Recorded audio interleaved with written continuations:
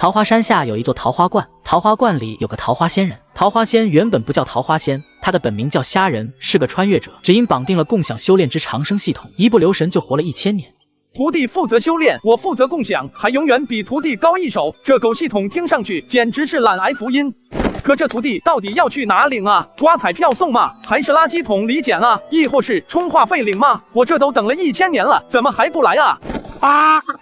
再这样下去，我就只能把这3只鸡收入门下了。吃吧吃吧，吃饱了拐只小母鸡回来哦，这样我就有鸡蛋吃了。不知是否是受了虾仁的影响，桃花观里的一切都自带长生 buff， 比如250年的大鹅、600年的鸡和1000年的飞天小强。而就在1000岁生日的这天，虾仁终于迎来了他的第一位徒弟。丁，检测到具有徒弟资质的人类，请宿主尽快前往桃花溪。等了1000年，终于是来了。卢贵妃，我们走。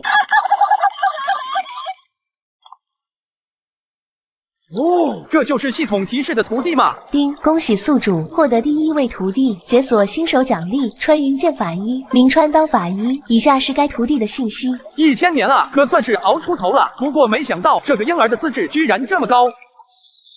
看他这身世，又是亲爹被害死，又是亲娘服毒自杀的，通篇下来就一个惨字。你信故，按照为师前世阅读200本网文的经验，你将来肯定有大出息。不过你这名儿不行，顾源总是回头看，容易被不好的记忆困住一生。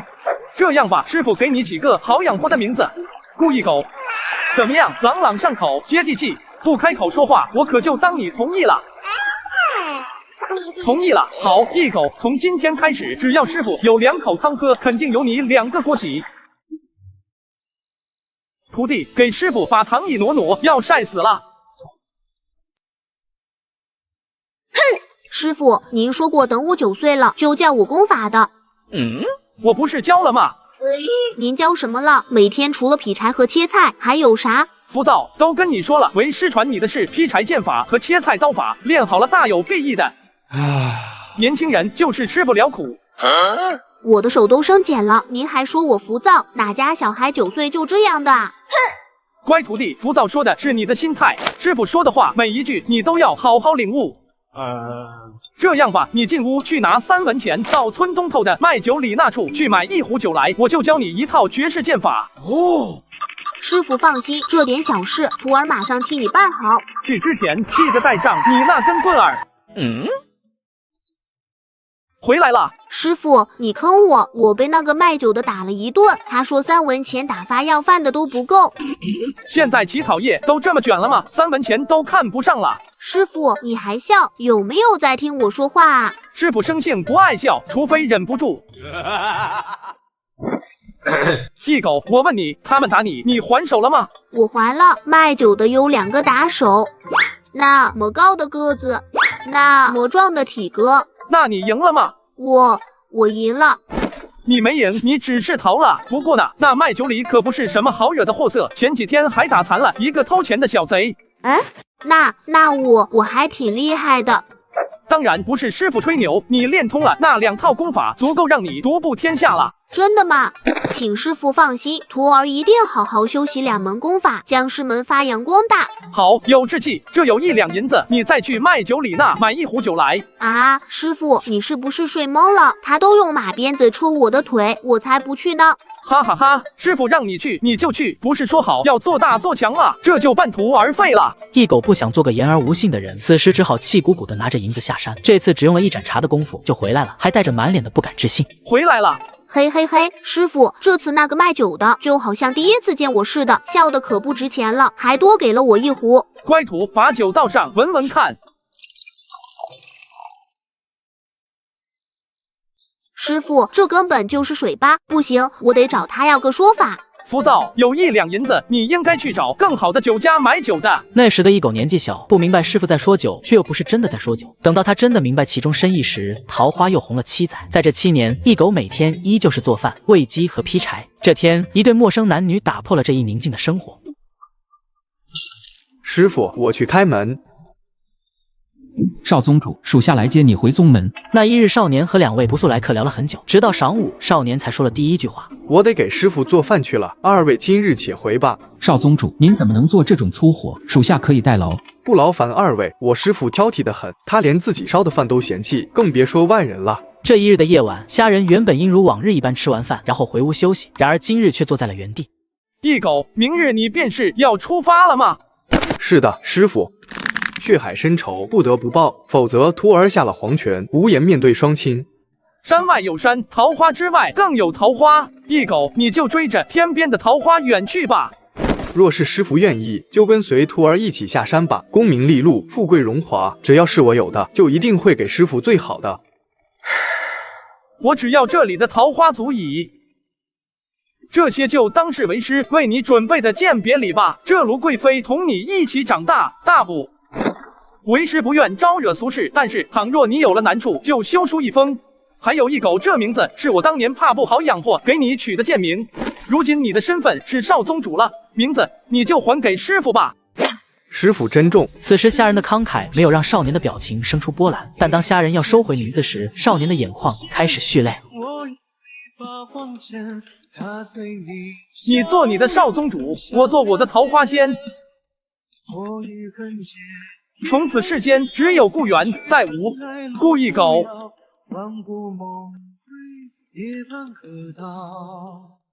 桃花山下桃花关，桃花关里桃花仙。桃花仙人种桃树，又摘桃花换酒钱。真是好诗，酒醒只在花前坐，酒醉还来花下眠。小虾道长，怎么许久不见小顾道长呀？哦，小顾道长偷了我的棺材本，跟小姑娘私奔了。迟早有一日，我要把他抓回来，门规伺候。小虾道长，你又在说笑了？那你手里的是什么呀？你小顾道长的信，说是拈花惹草，被6家大小姐通缉了，不完婚不让走。嗨，丫头啊，别等了，你的小顾道长已经追着天边的桃花去了。师傅，现在时机未到，我还不能回到青鸟宗，只能住在外面韬光养晦。您传授的功法，我每日都有在修炼，未曾荒废。还有卢贵妃跟我在一起，活得有滋有味的，还找了2只小母鸡呢。有个徒弟确实好，还能解乏。学如逆水行舟，不进则退。顾源在修习功法时要加倍用心啊，时刻卷起来。还有，记得让卢贵妃注意身体。后来顾源的信来得慢了，但每封信的大体意思就是他已经开始发展自己的势力。第一个目标就是董良俊，顾源与他交手过一次，险些身死，于是希望虾仁出山助他拔除董氏势力。而虾仁将信看了又看，想找出一字半句关于顾源他自己过得好不好，还有卢贵妃好不好，却什么都没有。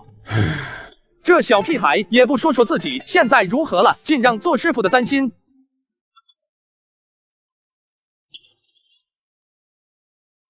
小道长，在下诚齿，敢问你师父虾仁现在在何处？我就是虾仁。你就是。小道长，恕我直言，你看着比顾源都年轻。他长得老。顾源让我来接他师傅，可这少年看着也就20出头的样子，我该不会是被他忽悠了吧？你这年轻人还蛮会说话的。走吧，顾源那小子肯定是遇到麻烦事了吧？我跟你下山去看看。当天晚上，他们的客栈便被董氏派出的刺客潜入。程池在睡梦中惊醒，欲拔剑迎敌，只见一道残影掠过，霎时间房间内一阵阵刀光剑影。我留了他们一条命，但他们此生已无法再运功修行了。虾道长，你可有受伤？区这点人还不足以让我受伤。接下来的几日，两人3下5除2搞定元后的一切麻烦，来到了青鸟峰旁的一处山庄。当天晚上，虾仁被秘密送入山庄，书房的灯火一夜未熄，师徒2人进行了一场长谈。师傅，徒儿一定会出人头地，千万倍的报答你。师傅只希望你平安无虞就好，其他的别无所求。几日后，董良俊带着20位金丹、30位筑基期修士前来围剿。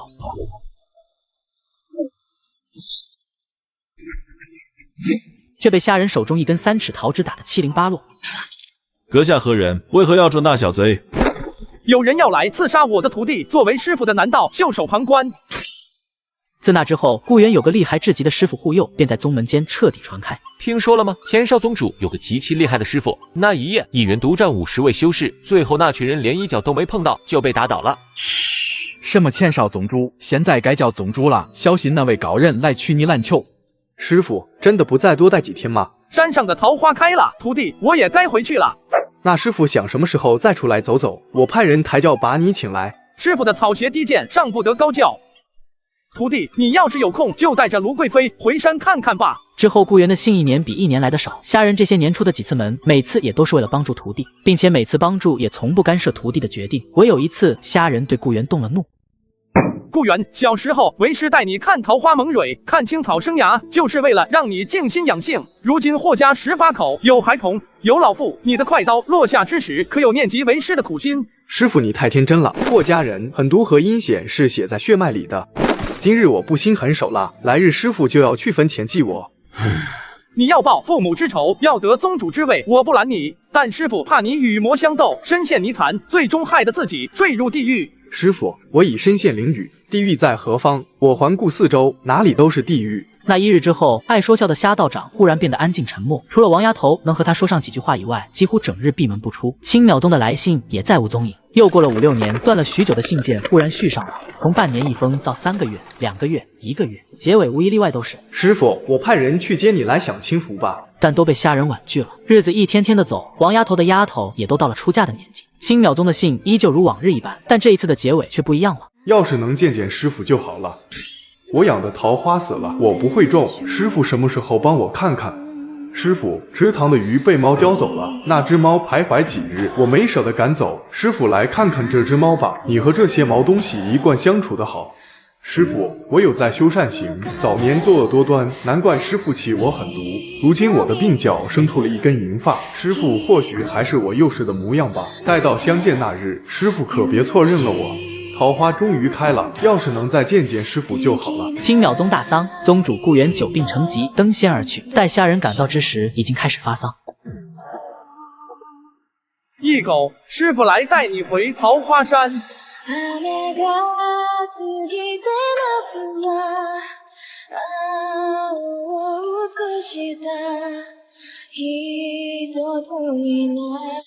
小夏道长，这不合规矩。有什么不合规矩的？你们把我徒弟累死了，难道现在还要把他留在这里镇山？这是宗主生前的愿望，他自支付了小夏道长的谆谆教诲，不相信自己罪孽深重的灵魂还能有来世。但是他说，如果有来世，希望能与小夏道长重逢。那时的虾仁不知道，就这一句重逢，困住了他又一个千年，害得另一人误了一生，甚至造成一场师徒反目。所以这就是一狗的墓吗？要叫一狗师兄？哼，真唠叨，都在这讲2个半时辰了，吃你家大米可真难。小瞎子，说好的天然山景、绿水1棒，说好的5星待遇、尊贵享受呢？哟呵，逆徒，有你这么冤枉为师的，这难道不是享受吗？哼，合着享受的只有你一个人，累死累活的全交给我啊！师傅那是在享受吗？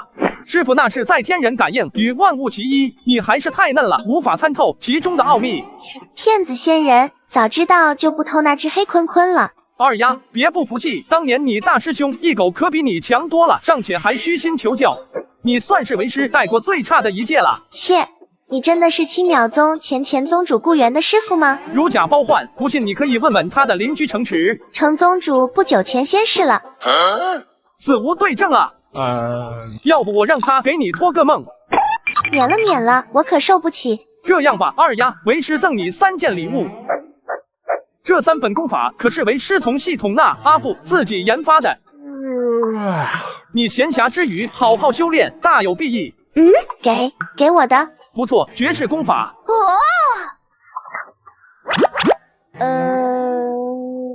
小瞎子，这字儿怎么念啊？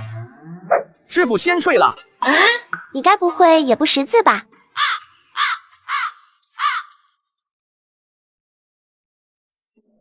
师傅，徒儿不会忘记你的恩情，就此别过。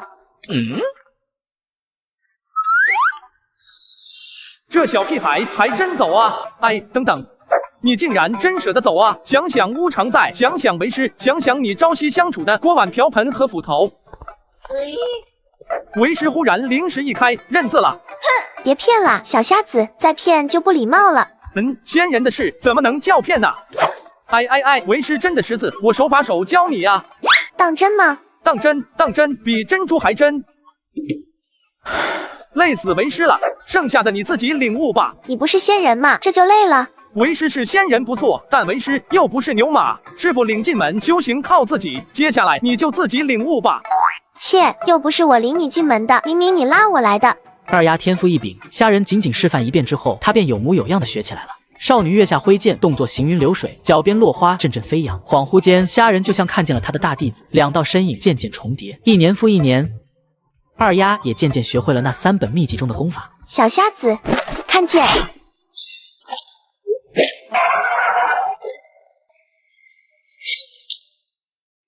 哎呀，不打啦，不打啦，还是小瞎子厉害。嘴上夸着人，半夜却来刺杀我，真是笑死我了。要不这桃花罐换你来做主人。本以为能够躺平，不料这徒弟自己卷得要死不说，还要拉上我卷。师傅可是仙人，我这小把戏还能伤到你吗？行了，罚你今晚给我做顿好吃的。今晚可能不行了。大孝子逆徒，想饿死为师啊！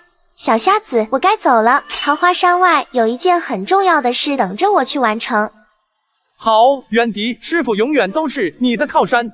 要是遇到了什么难事，别硬撑，告诉师傅，师傅帮你出头。此时的陆远迪明白，出了这道门，他便只能是陆远迪。那个被师傅耍得团团转的二丫，将永远留在了桃花山。师傅保重，我走了。没想到这么多年了，竟是在离别的时候听到了这一句师傅。下山之后，陆远迪便开始了自己的复仇称帝之路。第一步就是女扮男装混入到军营中，去获得李黎的信任。在这过程中，陆远迪替他挡过敌人的刀，替他冒死试毒，并且几次3番贡献良策，但李黎仍旧是不咸不淡的态度。仇人近在眼前，我却什么都做不了。眼见陆远迪一筹莫展之际，突然一道声音传来：“小二，看你愁眉苦脸的，要是有什么难处，就来找哥哥我，哥哥帮你解决。”找你能解决什么？我能帮你想开啊。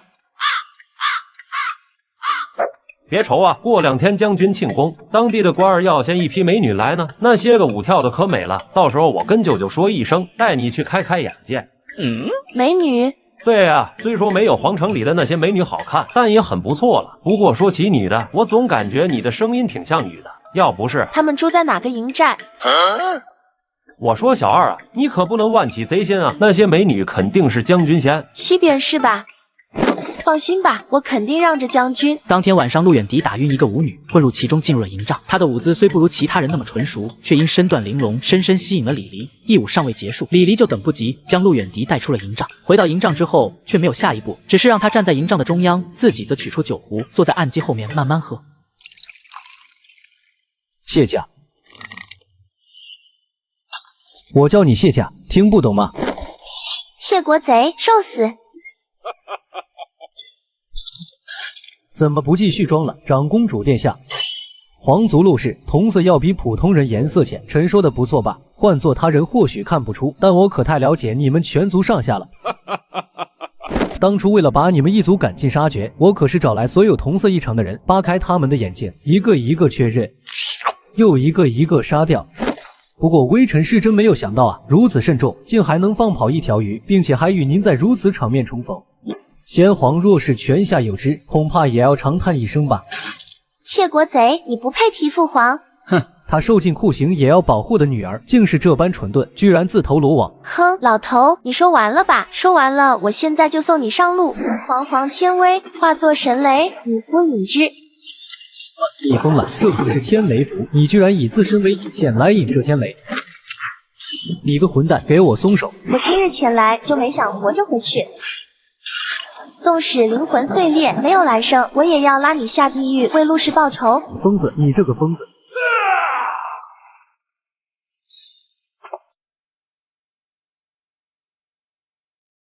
说了有难便来寻为师，为何不听？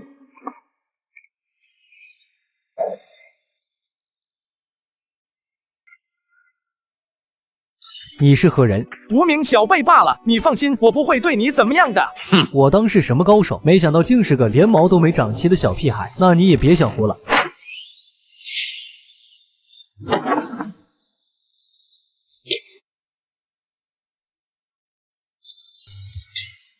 你做了什么？不哭不哭，哎呀，多大点事呀！不是说了吗？师傅永远都在。我以为那是你，你不要我了。师傅那是让你有靠山，到时候有事就来找师傅啊！你这丫头的理解能力，嗨，罢了，都是师傅的过。大弟子仅仅是想把所有人都弄死，没想到这二弟子竟然连自己都不放过，我这教育方式到底哪出问题了？小瞎子，他怎么了？也就五感全失，还没死呢。你要他死吗？师傅可以代劳。不了，剩下的就交给徒儿来吧。小瞎子本就不属于凡间，不该招惹这世俗，全是因为我才使得他沾染凡尘。自那天起，陆远迪便暗自下定决心，我要独立，我要变强，我不要一辈子躲在师傅后面，当个只会哭的小丫头。远迪要平安快乐。小瞎子，放心吧，我会的。真的不要师傅留下帮你吗？小瞎子，快回桃花山吧，山上的桃花要开了，乌常在还等着呢。好，可别再硬干了哦，不然下次师傅可就没那么准时了。最终陆远迪没有立即杀了李黎，而是给他下了蛊毒控制起来，随后再联系上曾经支持陆家的人，才终于有了足够的底气和实力。山外纷纷扰扰，山内的日子却是慢吞吞的走。10年间，陆远迪寄回来的书信，看上去轻描淡写的几行字，背地里却不知付出多少心血，忍了多少肮脏的勾当，才换来他要的势力。这些陆远迪从不在信中细说，但虾仁心里清楚，每次回信时总是叮嘱着远迪啊，不要勉强自己，累了倦了就来找师傅。师傅虽不懂权谋，但师傅略懂一些拳脚，能够让那些反对你的声音都通通消失。可陆远迪却不肯背弃当初在心中立下的誓言，不愿将师傅牵扯进来。我对你已经没有任何利用价值了，给个痛快吧。痛快？呵呵呵，你还想要痛快？我知道你恨我，但你杀了我的2个儿子，3个兄弟，连一个外姓孩子都没有放过，你还想怎样？我可不恨你。陆远离，你说你不恨？哈，你怎么可能不恨？你在外面装成饱受欺凌的前朝公主，暗中却狠狠报复了我李家上下，有罪的、无辜的，你一个都没放过。你说你不恨？我确实不恨你。若是恨，当初在军营里，我就不会放过你。仇恨是一种会让人失去理智的情感，我干嘛要恨？原来如此，看来你同我一样。陆远离，你错选了路，这条路注定越走越狭窄，一生孤凉，你可千万别回头。很多年后，这句话就仿佛一个恶毒的预言，困住了陆远迪的一生。女子称帝，阻碍重重，陆远迪想尽一切办法，几乎推演了所有的可能，最后还是发现这是在不流血的情况下根本没法完成。那一日，桃花山依旧月明星稀，晴朗无风，可虾仁却做了一个不踏实的梦。小瞎子，小瞎子，小瞎子。为什么这梦的感觉这般真实？应该不会这么巧吧？不行，我得去看个究竟。随后，虾仁连夜离开了桃花山。待赶到之日，果真如梦中所预兆那般，皇宫里面已经是一片火海，已经失去了一狗，难道还要再失去二丫吗？小瞎子，远迪，小瞎子，我不是在做梦吧？怎么见到你了？还是说我已经死了？别说瞎话，师傅在呢，不会让你有事的。师傅，这真的就是我要的吗？我想要的究竟是什么呢？不管你想要什么，不管它美丽或是丑陋，师傅都会为你取来。师傅，我要皇位，我要这天下，要不再受任何人欺凌，要所有人都臣服。好，那为师便为你打下这天下。桃花仙人时隔多年再次出山，这一次依旧是为了自己的图。那一夜飘逸的身影带来的是接连不断的死亡，让在场的众人如入地狱一般。而桃花仙人之名今夜之后再次轰动世间。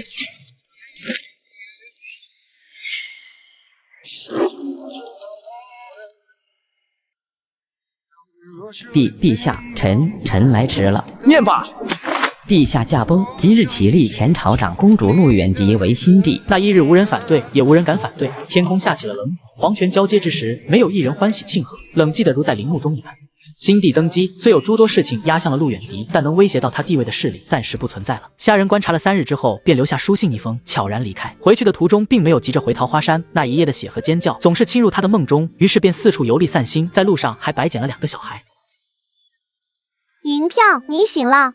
喂，你们2个能不能别把白嫖视作如此理所当然的事啊？当初以为能是2个新徒弟呢，结果这狗系统迟迟没有上线提醒，现在单方面成冤种了。我说啊，你们的父母是何人？爹爹原本是村里教书的先生，后来染上毒瘾，把家底败坏了，娘跑了，爹跳河，就剩我一个孤苦伶仃。四堆是我捡的，他更惨，地主家小妾生的儿子被大老婆欺负，饭都吃不饱，自己逃出来的。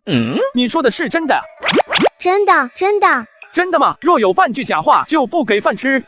假的，银票哥哥。哎，什么银票？搞得跟个移动 ATM 机一样。我有名字好吧？我叫虾仁。小虾哥哥，我姐姐带着我流浪许久，吃了不少苦。若是无法收留我们2人，可否只留下姐姐？你瞎说什么呢？让我弟弟留下，我走。让我姐姐留下吧，我走。呜，你们2个感情还挺好。那你是答应了吗？对，没错，你们2个都要走。臭银票，你38度的嘴是怎么说出这么冰冷的话的？从来都只有我虾仁白嫖别人的份儿，想占我的便宜，你们还嫩了点。哼，我们走，让他自己在银票堆里面发烂发臭吧。这还没过年呢，不用说这些吉祥话，不过我爱听。丁，童宝温馨提醒，您的新徒弟现已上线。哪？啊，不是，我刚把人家请走了，你这会又跟我说是新徒弟，玩呢？以上便是楚留雪的相关信息介绍，还请宿主悉心培养。系统，我真是上早八。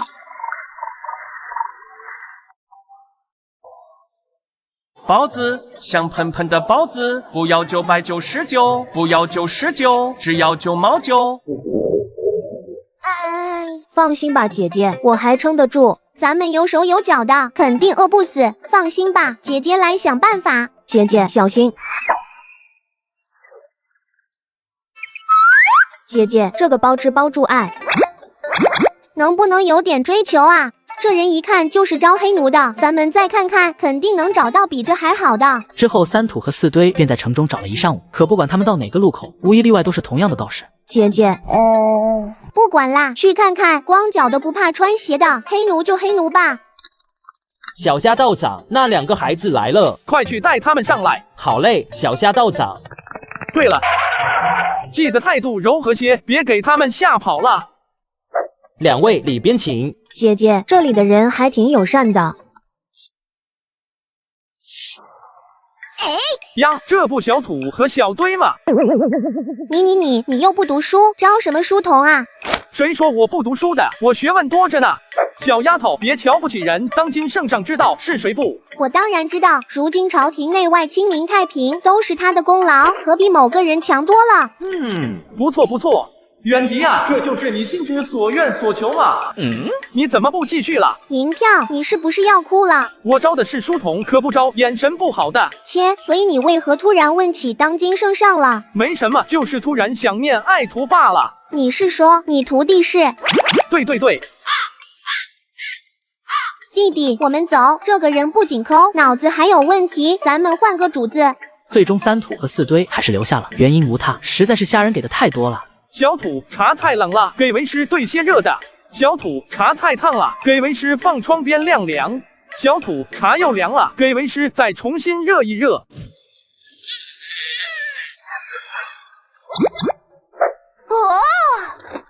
说了几次了，要克制自己的欲望，一口一口咀嚼食物，一点都没女孩子的样。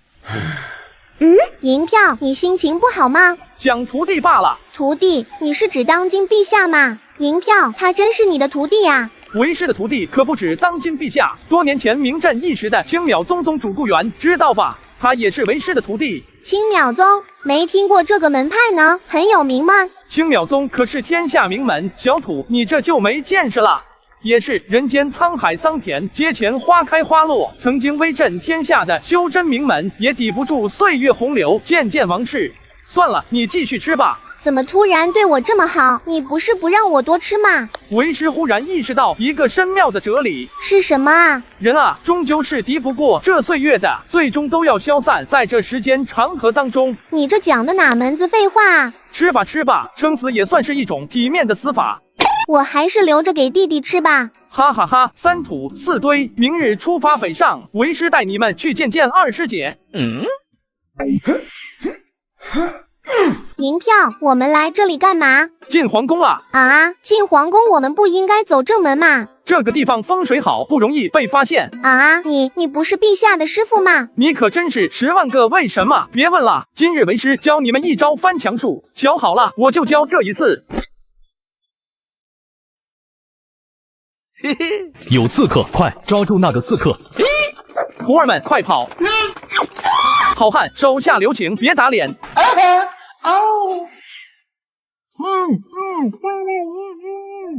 哎，小瞎子来了，怎么不提前知会我啊？小瞎子，没听说过这号人物啊？没听过啊？该不会真是陛下的师傅下人吧？谁家地是大路不走，偏要翻墙进来啊？来时也没想那么多，倒是给你添乱了。不错不错，皇宫的确护卫森严。罢了罢了，给小瞎子松绑吧，顺便再叫个宫女带这2个小孩去歇息一下。小瞎子，你随我来吧。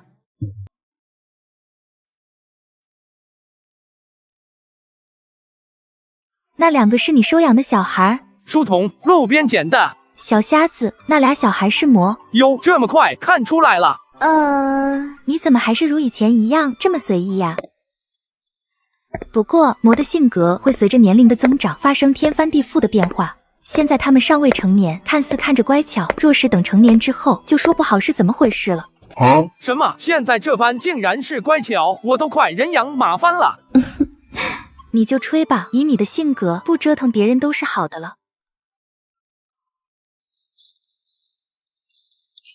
小瞎子，要是你最初遇到的不是我就好了。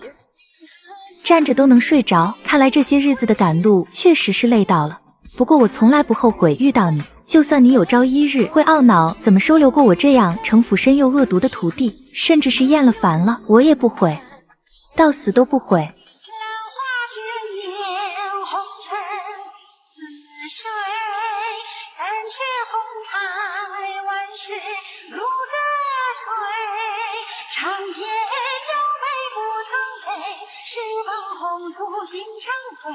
愿谁记得谁最好的年岁。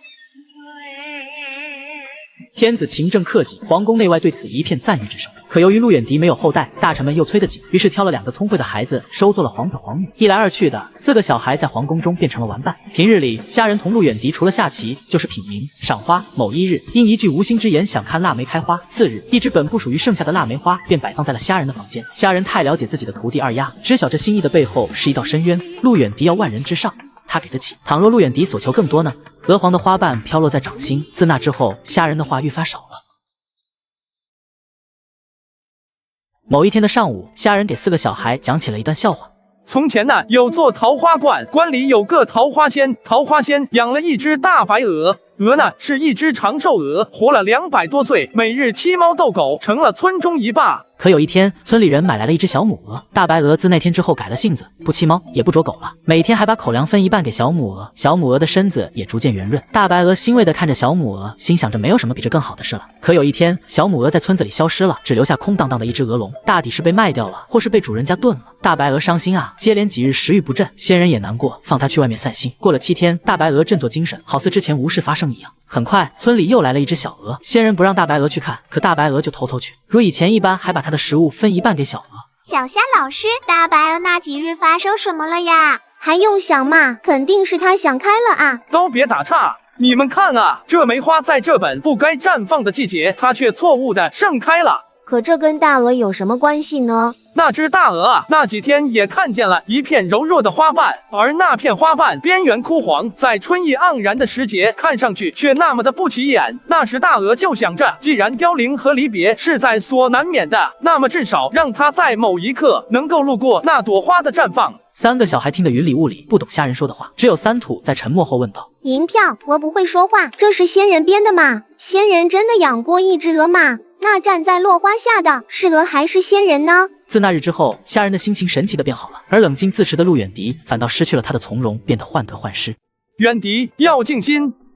对了，算一算日子，你大师兄一狗的忌日差不多要到了。为师也在皇宫住的挺久，过几天为师就回桃花山了。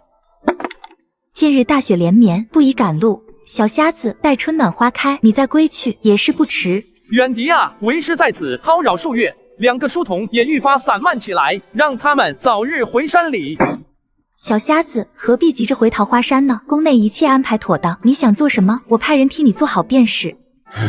外人终究比不得自己上心啊！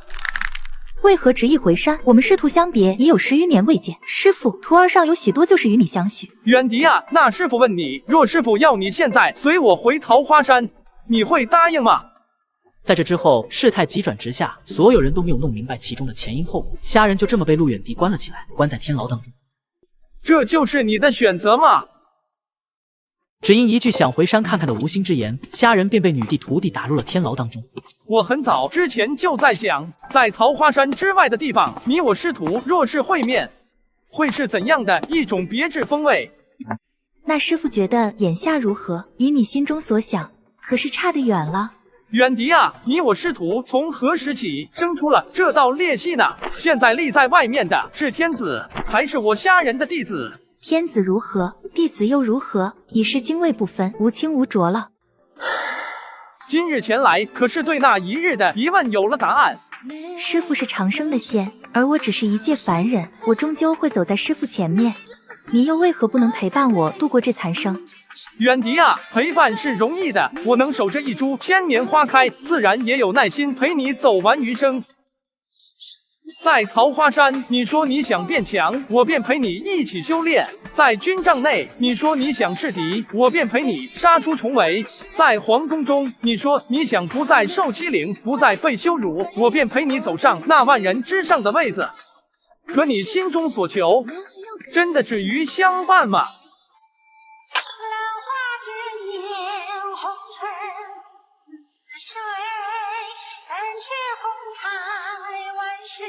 如这水，长夜交杯不曾醉，十方红烛心常醉。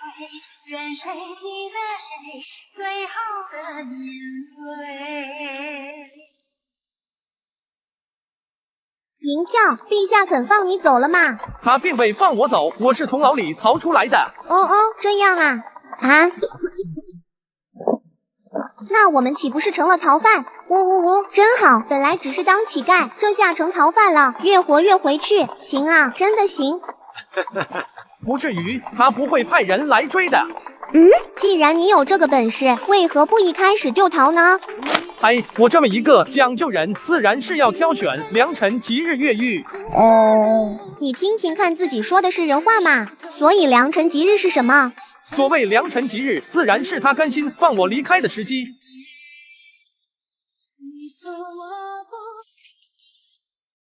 虾仁回到山后，第一件事便是扫墓。既然你们已经归于我虾仁门下，这二师姐见过了，大师兄也是该让你们见见了。哎呀，三土不得对大师兄不敬。我错了，银票。不过说到底，人的归处都是一抔黄土，早晚我也得埋在师兄边上。哦，死堆也是。说的有道理，那再多挖2个坑。看好了，将来你们姐弟就埋这儿。这儿的确不错。师傅，这里是空着的。那个地方是留给你陆师姐的。2个徒弟陪伴了虾仁1个上午，最终耐不住寂寞，早早回到观中，而虾仁则是继续处理未完成之事。没过多久，天空扬起了绵绵的雨丝。小瞎子，我不过是关了你几日，至于这般恨我吗？这该不会也是为我而留的吧？来都来了，要不你躺下试试高矮，趁你现在还活着。别这么小气嘛，你也可以克我的，礼尚往来。我记得幼年时，每年的今日，你都会独自上山，还不让我跟来。你不是嫌烦吗？第一次带你来这里，你就嚷嚷着再也不来了。哪有人把几岁的孩子按在坟头讲2个半时辰的故事啊？甚至是不听完还不让走。后来你还偷偷跟来过一次吧？我就说你这孩子从小一身反骨吧。小瞎子，是不是真的很难忘怀啊？那一日，我看见你在师兄的墓前酩酊大醉，你一醉就抱着墓碑流泪。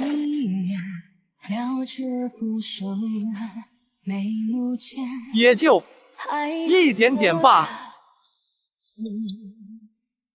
一寸土，一年木，一花一树一滩土，情是种爱遍开在迷途。小瞎子，你将来也会这样思念我吗？我希望那天越晚到来越好。这句话的言外之意便是庆无不疑，寿天百禄。我希望你能走过喜乐清明的一生。正因为你是千般好，我才无处释怀。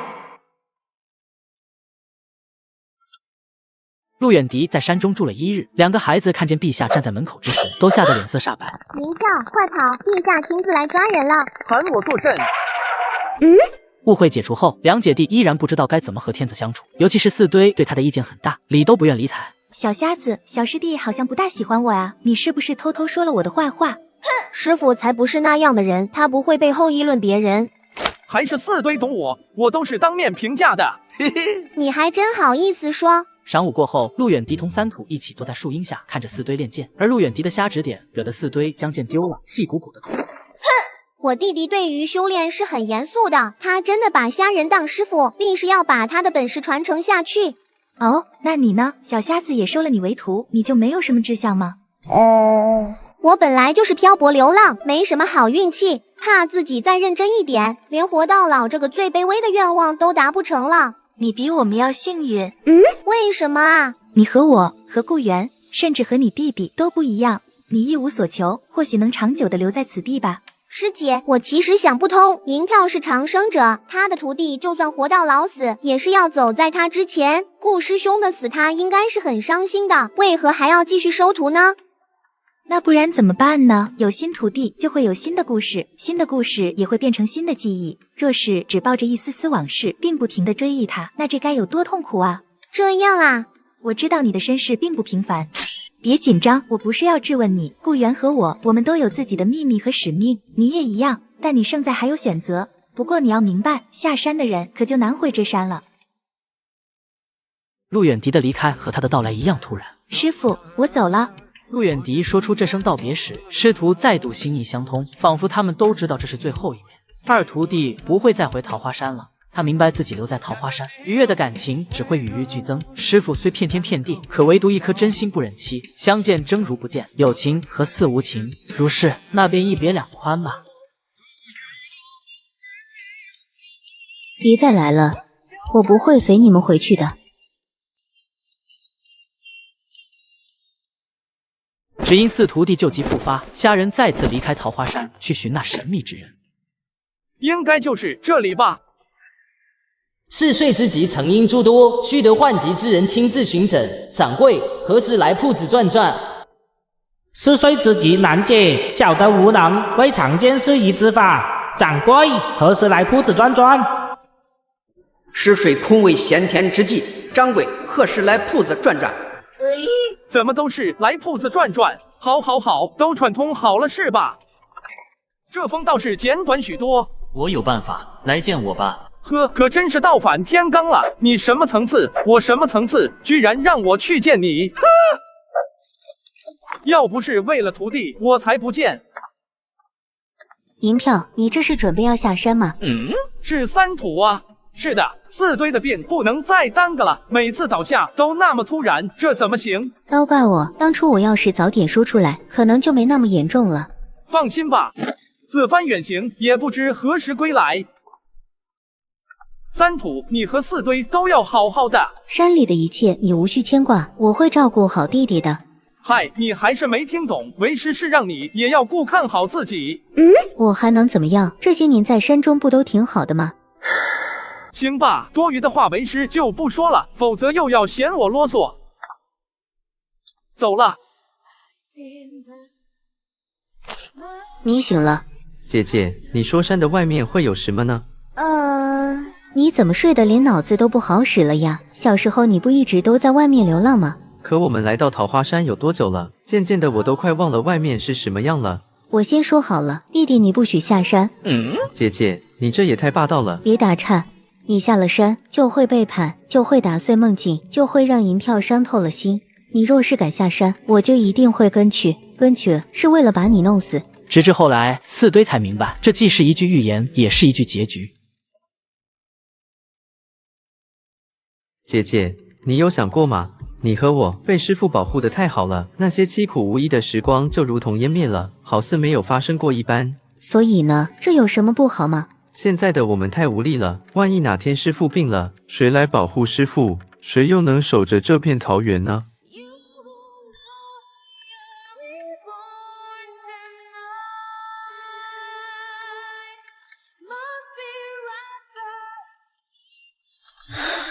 这些问题等你病好了再想，也不迟。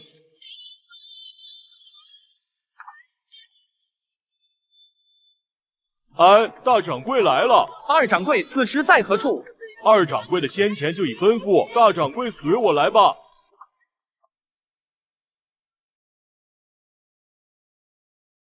二掌柜就在里间，大掌柜直接进去便好。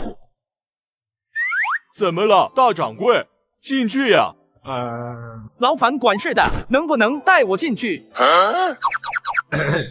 大掌柜的，二掌柜有话在先，咱也不能乱来的。这话说的，有大掌柜在，你怕什么？我给你撑腰。大掌柜说笑了，小的哪里会怕，只是庄内繁忙，离不开人手。李管事，你去忙吧。好嘞，小的这就告退。虾仁，你进来。怎的，还要我亲自去请吗？你现在腰杆子直了是吧？都敢直呼恩人大名，终于舍得离开你那小破山了吗？嘿，什么叫小破山？虚汉，你注意言辞哦。不对，这次居然这么正经，有问题。别乱动，你越动勒得越紧。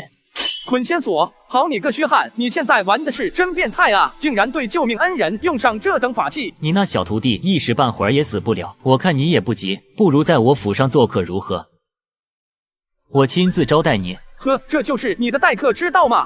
本仙人忙着呢，可没工夫吃喝。哎呀，你看我现在岁数大了，记性也不好，就你徒弟的那法子有点记不清了呢。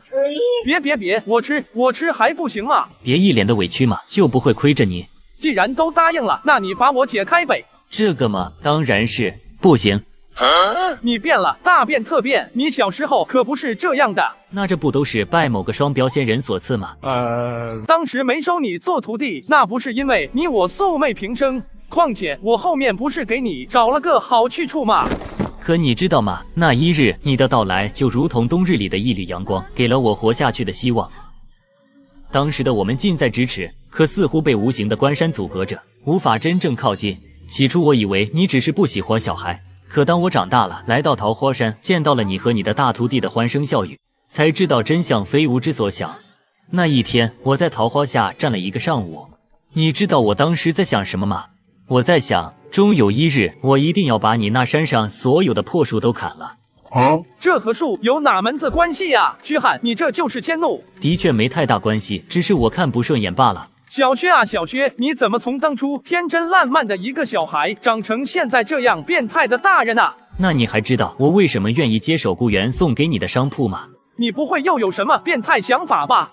你说你想割断与凡间的因果，那我就偏不让你如愿。接手之后，我以为我们有了交集，只要时间足够，我和你的关系迟早会拉近。可你居然……怎么了？你居然又招了一个徒弟，雇员就算了，可陆远迪是前朝皇室公主，身上麻烦重重。你说你不愿招惹是非，然后你收皇室遗孤做弟子是吧？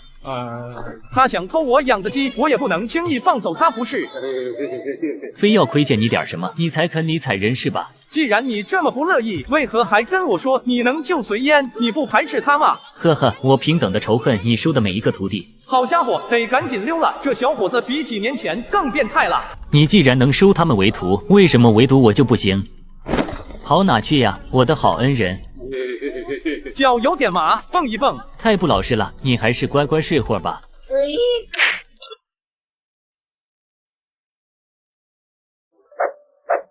我了个骚刚，什么香啊，这么难闻！灭掉那香，你就别想救你徒弟了。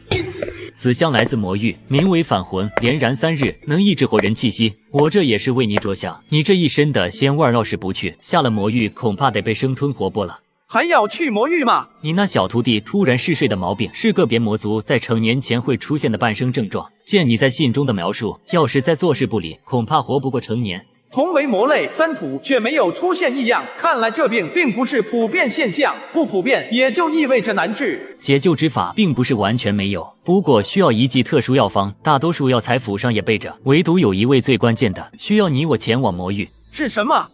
坤坤难穷，此物异常珍稀，平常市面上买不到。这次我们要去一趟魔域的拍卖会。不错，要的就是这种萎靡的状态。虽说你在魔域没什么名气，但以防万一，易个容吧。易容？我不会易容啊！这也不会，你这1000多年都学了什么？那你戴个面具吧，虽然不变，但也比什么都没有来得好。这个倒是可以。此次的拍卖之地位于魔域的千灯楼，你所需的坤坤难穷，就在下一轮的物品之中。这玩意虽然罕见，但那些客人对它的兴趣并不大，挂了2月有余，也无人拍下。此次只要有意，必是探囊取物。探囊取物嘛？怎么了？你有什么预感吗？还是慎重一些好。孟管事，近来生意挺好啊。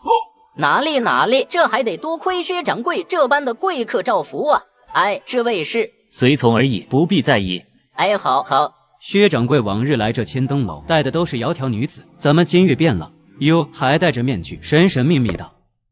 不亮身份者不能登楼。孟管事，这千灯楼的规矩我没记错吧？规矩不能坏。薛掌柜是在下帮忙摘呢，还是让他自己摘？桃花仙人为救弟子，只身前往魔域寻坤坤难穷，不料竟被魔域之人发现。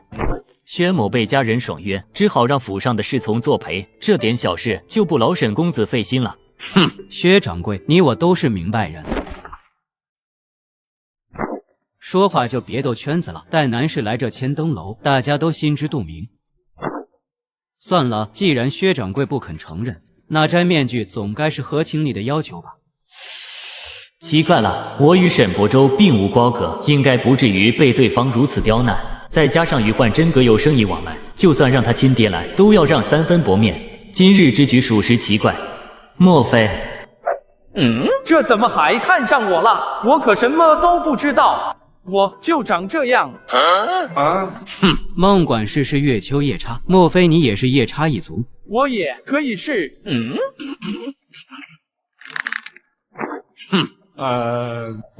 两位，拍卖会马上开始了，咱们要不先进去瞧瞧今天的稀罕货？好，那就劳烦孟管事安排了。薛掌柜客气了。二公子意下如何？赶紧给老子带路！好嘞，快，赶紧带这几位贵客去 VIP 包间。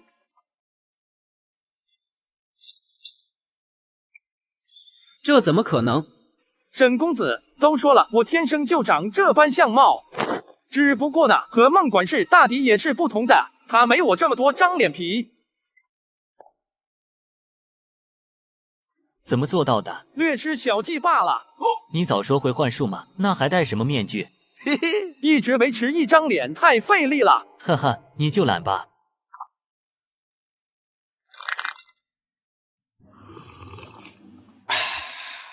这千灯楼有几百年的历史了，虽说没你活得长，但也算得上历史悠久。哪怕是规矩多，魔域的显贵也都认可。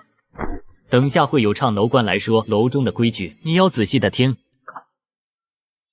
看着今夜的宾客倒是挺多，不知道是不是7层之上有贵物在家，到时候我们低调行事。另外，那个沈伯州就一变态，少理会他。变态说变态是变态，还挺新鲜啊。他仗着家中的背景做了不少阿杂事，你可千万别沾上他。还有啊，那沈伯州。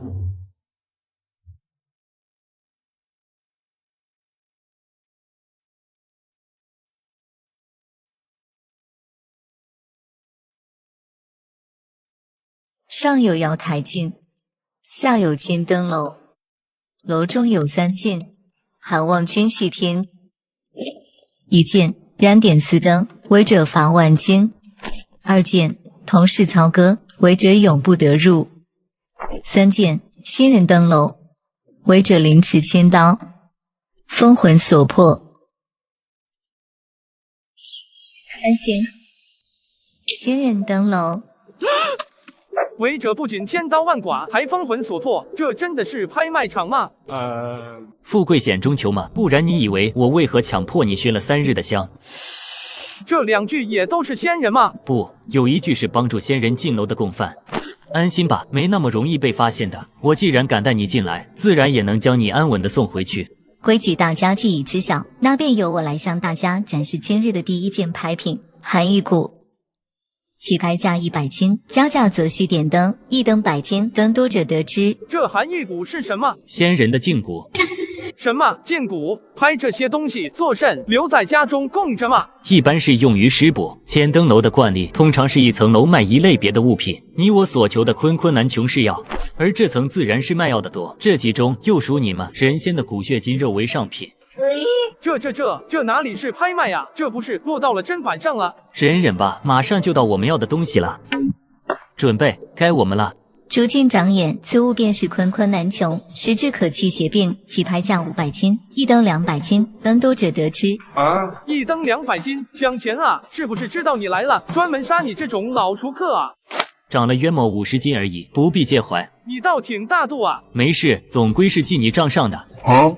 算了，赶紧点灯拍完回山吧，此地阴森森的，晚了怕是要成拍品啊！不急，我先给我刚换的车看看视频。你又换新车了？哪有，我在瓜子二手车上买了台21款的特斯拉Model 3，没想到只花了9万9，比新车便宜了13万多，但开起来跟新的一样。现在新车掉价快，买瓜子特划算。这么便宜，靠谱吗？当然，瓜子每台车都经过官方专业检测，还能先试开3天，放心买就行。现在去瓜子搜车好省，你也能9万9买特斯拉，千万别错过了。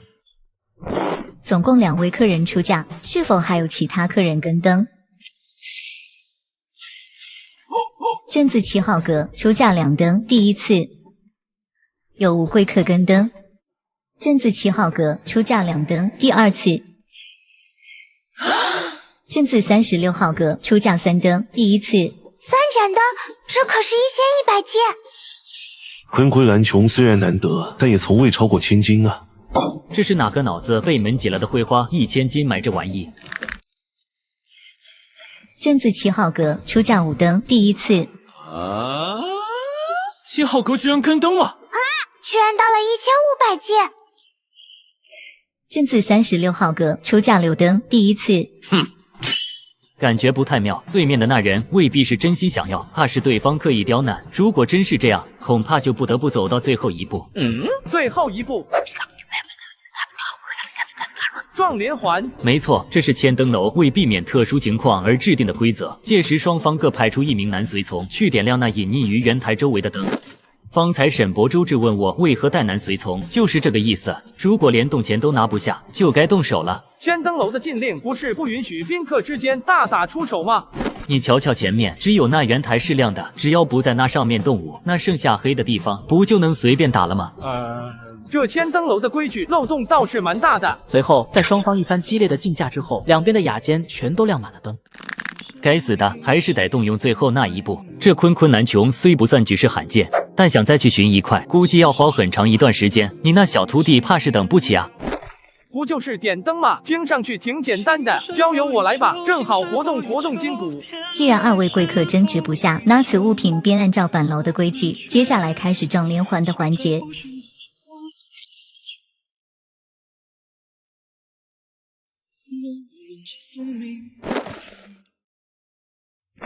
这么小块不起眼的东西，竟差点搭进去本仙人的一个铺子。你就知足吧，人没有被搭进去，只能说是万幸。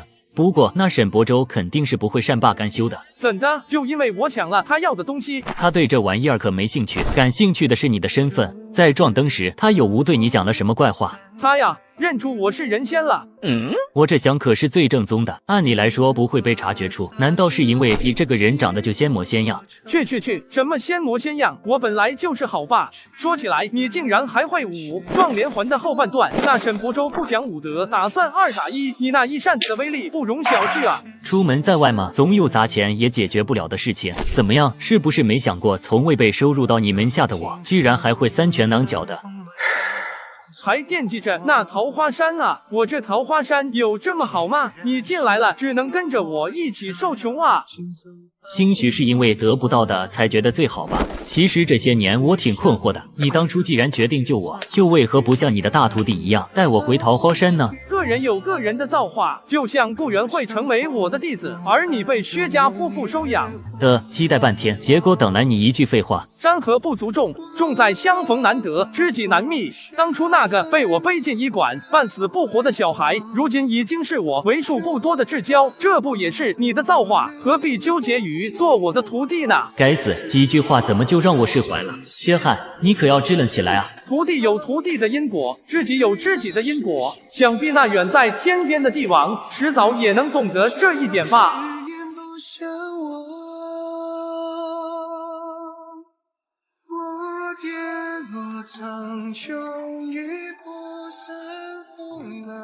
虾仁回到山后，迎接他的只有三土。见面之际，嘴上说着恰好路过，实际却是天天在山脚转圈。而虾仁也不拆穿他，安心吧，这回有师傅在，四堆的病可以根除了。回去后，四堆虽然同走时一样在昏睡，却比之前的情况要更严重。少年的身体甚至出现了盗汗的症状。这个药的见效未必快，但一定要坚持服用，同时晚上要有个人守着他，别让他被自己的呕吐物呛死。师父，我一定会好好练剑的。平时我也没怎么逼迫你们姐弟练剑吧？怎么连梦里都说这些？在日夜不舍的照料下，四堆的病症终于减轻，日子一天天的过，四堆也恢复健康。桃花观里依旧弥漫着姐弟俩的拌嘴声，每一次的结果便是四堆先被气走。三土，你想过回魔域吗？魔域的人一直来找过你吧？不想回去，他们不过是将我当做一枚棋子罢了。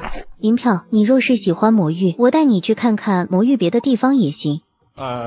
为师也不是特别感兴趣，主要是带你们散心，天天窝在这桃花关。虾仁，赶快从你那破身出来吧！你那二徒弟一手力的太子要逼宫啊！只因太子谋反，虾仁连夜赶往皇宫。小虾道长，你果然还是来了。太子殿下，何故绝情至此呢？我将他关在那里，你去吧。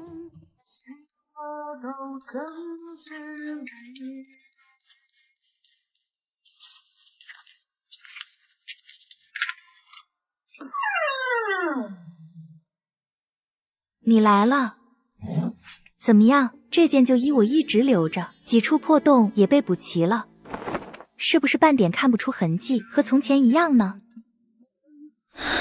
哪里还能一样呢？衣不如新，人也不是原来那个人了。远迪，这些年来你清瘦许多。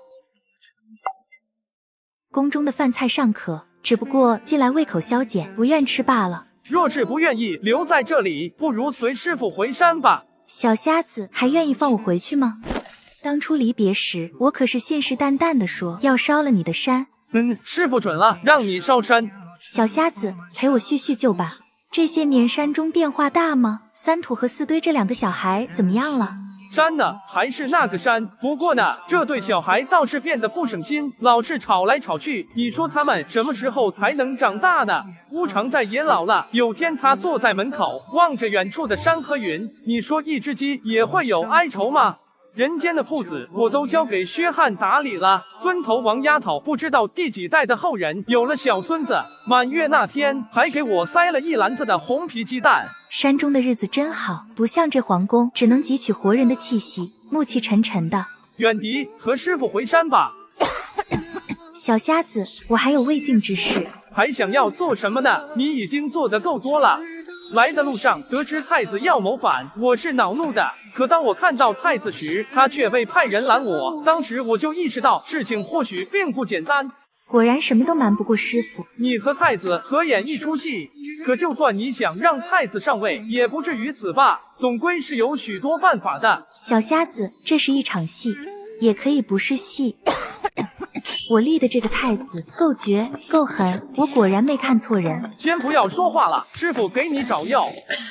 没用的，这毒已经下在饭里许多日子，积攒至此，任何灵丹妙药都已无力回天了。为何要做到这种地步呢？太子啊，深藏不露，可皇宫内觊觎这位子的不止他一人，我也不再年轻，需要一个继承人来接我的班，而太子便是我最好的人选。至于太子有没有领会，我并不关心，我要的只是结果。这场博弈旷日持久，在经历了数不胜数的明枪暗箭后，陆远迪成功的败了，进入了这幽僻的深宫，而他也终于能够褪下龙头，做回真正的自己。白天吃着下毒的饭菜，夜里掰着手指头数还有几日毒发身亡。陆远迪并没有告诉虾仁，害怕虾仁提前得知，从而伤心，在大丧之日又要伤心一次。少女何其矛盾，既希望虾仁忘不了她，又希望虾仁忘了她。师傅，我想回山里看看了。不舍都是对你的留恋，看离别总是在给人们之间。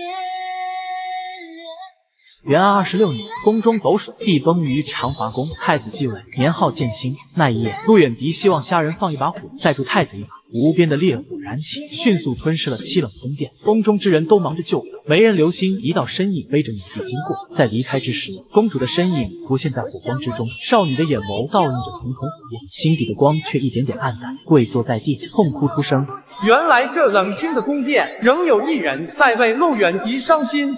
回山的路虽远，但并不显得漫长。二人先去道观看了乌常在，顺路经过姐弟俩各自的寝房，最终沿着山路上行。师徒二人且行且谈，陆远迪的话也变得多起来。谈及幼时最大的乐趣就是摸索山的边界，在住了几年后，将山的每处都摸清，便兴起了出山的想法。他想，山很好，师傅也很好，可我的事情未尽，又怎么能贪恋这里的安逸？于是少女离开了桃花山，在外面没有知己，也不敢有交心的朋友。每当问起自己，你后悔吗？后悔离开桃花山和师傅吗？后悔啊，无时无刻都在后悔。人心真是贪婪啊，什么都想两全。庙堂和江湖，少女都想要，但现实的逼迫，她只能屈就一边。年轻时，少女痴迷于权力带来的掌控感，回不去山，认为山终究是小的，于是便厌弃它。如今终于回到了夙夜梦回的地方，才发现山原来如此辽阔。人道青山归去好，青山曾有几人归？不知不觉跃上中天。远迪的声音愈发低弱。小瞎子，把我放下来吧，我去跟大师兄打个招呼，好让他引我上路。师兄啊，虽然你我素未谋面，但很快我们就要相遇了，希望师兄能多多照拂，来世让我投个好人家。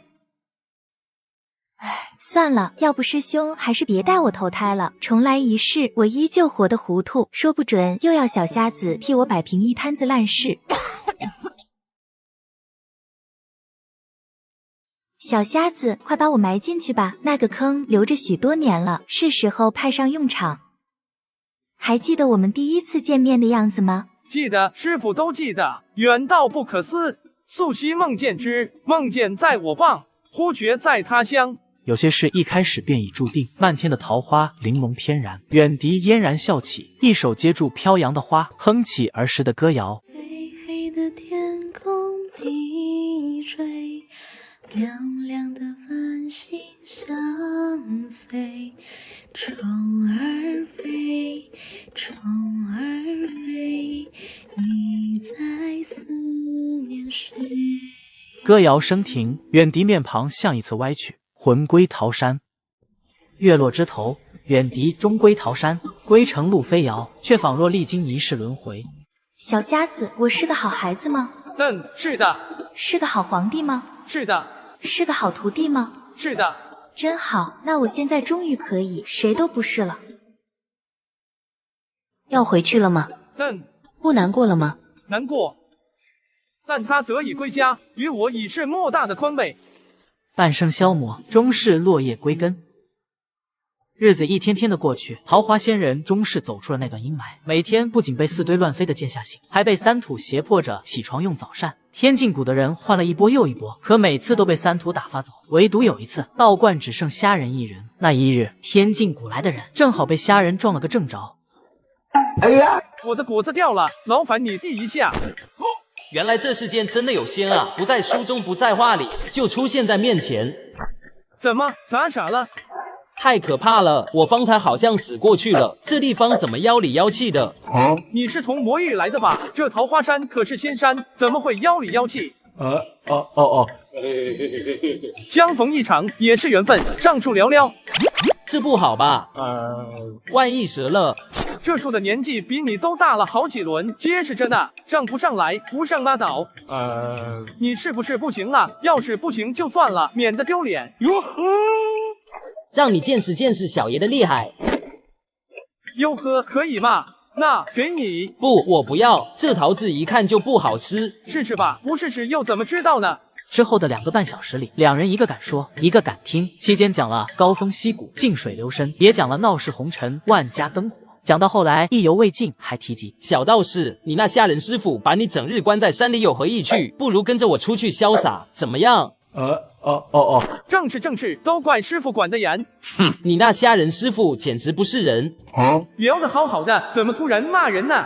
怎么了？我说的有问题吗？他不仅关着少谷主，还将你这等心性单纯的少年人都要苛待，比妖魔还妖魔，真不是人。这小子看来还不知道我是谁。嘿嘿。对呀，天不亮就让我烧饭，然后他还不起床，饭冷了又要骂人，呜呜呜！哼，果然如我所料，这家人简直无耻至极。而且啊，我跟你说，来的时候有人跟我私下里汇报，说虾仁和少谷主他们之间的关系不一般。竟有此事？怎么个不一般？我听说啊，是少谷主倾心于虾仁，结果那虾仁居然负了他，他移情别恋了。少谷主不肯跟我们回魔域继承谷主之位，一定是他要在虾仁这里讨个说法。怎么样，我的思路可以吧？我觉得挺好。随后两人东拉西扯，聊上了小半天。最后苏天河还想跟虾仁来个桃园2结义，可最终还是被三土的到来所打断。你们在干嘛呢？还有你是谁？少谷主，你可算回来了。你师父虾仁人在何处？我去替你向他讨个说法。啊，人不就在这儿吗？哪呢？我就是虾仁。你想说的我都听见了，你要是愿意再跟我声讨一遍也成。你怎会如此年少？我是仙人呐，不老不是很正常吗？我可是照着图像找了人，这哪里像了？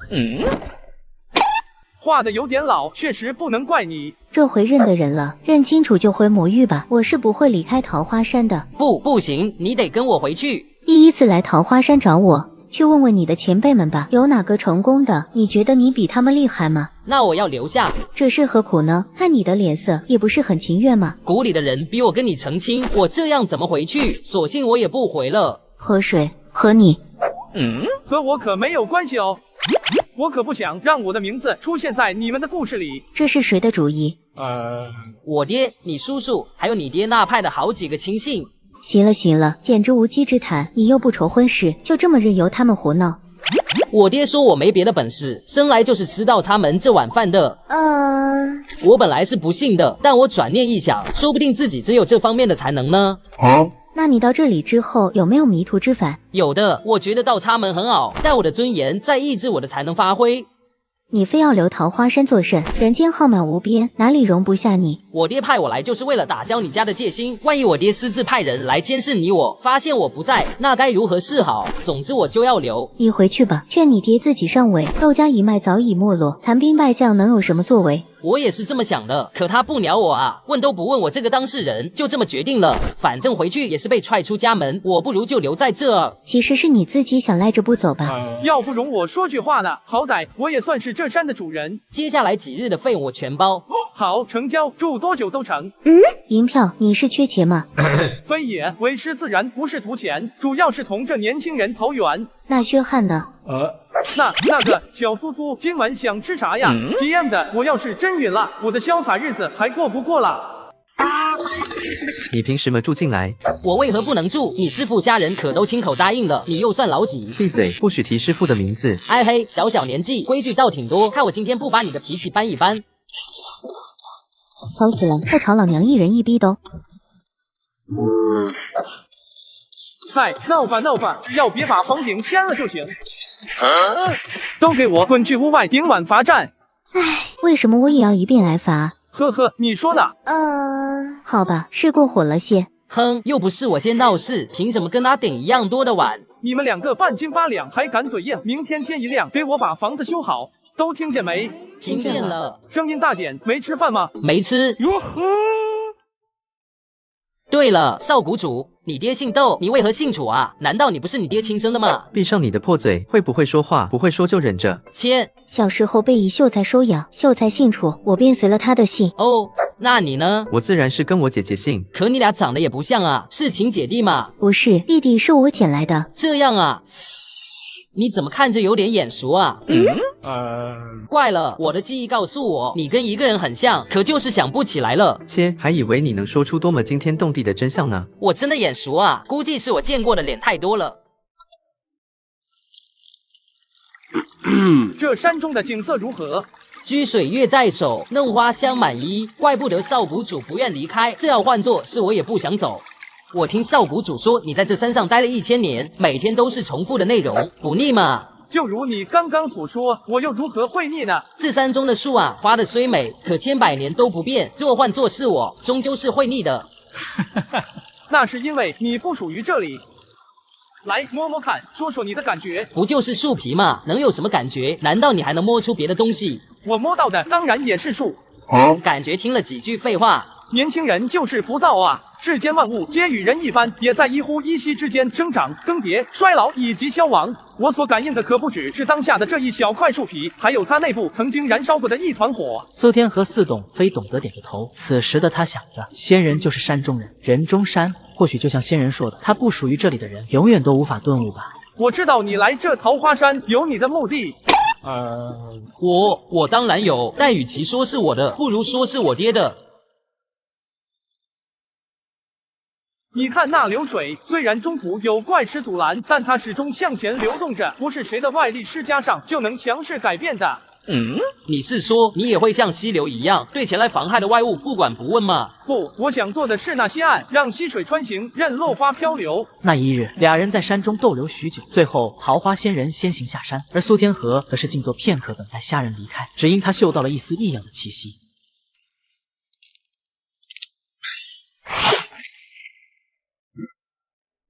做得干净点，别让他察觉。仙人可是很敏锐的。你不向师父告发我？为何要告发？你是魔，我也是。我明白你在做什么。可你生旦骨血，身体应该魔化的很厉害才对，能维持凡人的外形，恐怕下了不少力气吧？不要让我师父知晓此事。哦，你很在意他嘛？你师父是仙，而你是魔，你本就不该拜在他的门下。你姐姐于修炼意图并无天赋，拜他为师，无非是求个庇护。你既有野心，就更不该在桃花山浪费时间。我正是为了留在桃花山，才如此急迫的修炼。哦，原来你的骨子里有一半凡人的血脉啊，怪不得我嗅到的气息总是很别扭。你的师父是长生者，而你的姐姐是魔，同样有着漫长的寿命，可你的血脉不纯，即便修为再高，也注定是短寿的。真脏！相较于师父和姐姐，我是这桃花山唯一不洁的存在。你比你姐姐更值得扶持。这些垃圾吃的再多也没用，想更快魔化，就听我的，敢来嘛！走上这条路，可就不能回头了。走走走，随烟姐姐带你去找好吃的。哼，再靠近我就让你们吃不了兜着走。终于退烧了，过不了多久，四堆就能醒来了。从今以往，勿复相思。好，我跟你走。那一日，两人一前一后回到观中，而四堆脸上的忧愁被三土与虾人尽收眼底。四堆怎么如此消沉？是心情不好吗？师父，我没事的。师傅给你洗个梨子，刚摘的，甜着呢，吃完心情就好了。这一只个儿挺大的，虾仙人，要不咱俩分了这个吧？去，这可不行，真小气。梨是不能分着吃的，银票不喜欢，你别难为他了啊。这样嘛，你随我来。四堆，梨洗好了，来吃梨吧。喂，人呢？就在这里吧。楚随燕，你是不是背着我们做了什么不该做的事？你现在不回答，就永远也别回答了。姐，你别问了，总之不会害你和师父的。不会害我们，那就是害你自己。我知道你背着师傅搞了许多小动作，他发现了多少我不清楚，但他一定是有所察觉的。随燕，我们的寿命和仙人相比，无论如何都是短暂的。不过弹指一挥间，他曾经救了一无所有的你我，而我们二人能做的，就是在这短暂的寿命中尽自己所能，不要惹他伤心。桃花山的仙人不是一块铁板锻造的，他有血有肉。人道成仙要斩七情去六欲，可银票不愿乘风归去，就是因为他要这灯火人间。此时楚留雪的话触动了楚随烟，使他不由自主地想起生病时见到的师傅的背影。师傅这般好，我却只能陪伴他几十年。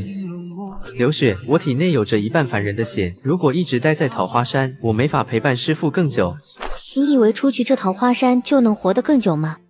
我和你不一样，我不愿永远守在这山里，永远在师傅的羽翼下。你这是执迷不悟。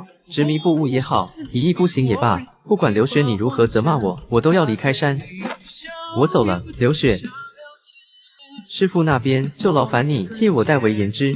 你还记得小时候我跟你说过的话吗？你若出山，那么我会不惜一切代价让你去死。不记得了。我们曾经聊过太多太多。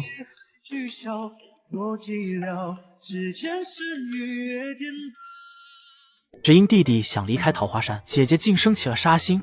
楚随烟，你若出山，那么我会不惜一切代价的让你去死。流雪，你不会的。你当我是在跟你开玩笑吗？玩笑也好，真话也罢，虽然不知为何你要如此狠心，但今日这山我是一定会离开的。替我向师父说声抱歉，终有一日我会回来请罪的。我欲恨见天笑，此去曾爱落扶摇，万古梦回，夜半可到。真的想好了吗？开弓可没有回头箭，现在后悔还来得及。我意已决，走吧。师父，姐姐，等我。回来了。四堆人呐，还有苏天河那小子也突然不见了。银票四堆已经离山了。啊，可惜了，没能尝尝这好果子。2个月后，幽冥堂堂主对外宣称找到了自己失散多年的儿子。少年坐在高位之上，接受众魔跪拜。来都来了，就别闷闷不乐了。嗨，你是不知道薛汉那小子有多变态。既然这么不想见薛汉，这次的中秋怎么想着去找他过呢？这件事是我一时脑子犯浑没想通，但我今天想通了。本来就没多少交际，唯一的朋友还这么变态，你的眼光还挺独特嘛。我就当你在夸我吧。这整座山都被薛汉买下来了，听说是为了看一种花。薛掌柜打理的不是你的家产吗？原来你那么有钱啊。我的只是顺手罢了，他的家底可厚着呢，只不过大部分都在魔域吧，毕竟他也是出自那魔域。薛汉竟也是魔吗？他的身世复杂，血脉还是很特别的那种，我想他自己应该探寻过了吧。你没帮他找过吗？既然是我的朋友，那我当然是相信他的能力。你就是想偷懒吧？哎呀，这都被你发现了。稀客啊，这是你第一次主动来找我吧？那我走了。呵呵，来了还想走，教训还吸取的不够啊。薛汉，你又来这套。你这回的捆仙索怎么更结实了？新鲜货，刚从千灯楼唱回来的。变态啊！你花这么多钱就为了买这东西？哼，我有钱啊，就乐意买。来的时候熏香了没？肯定啊。薛掌柜，往年你都是在魔域过中秋的吗？就这次而已。今年人间闹了灾，天子体恤百姓，不许各州府大办灯会，没了灯会便也无趣，不如带你们来魔域玩一番。怎么，你不想去？若是不愿，我们现在就可掉头回去。没事，我正好有个要去的地方，刚好顺路。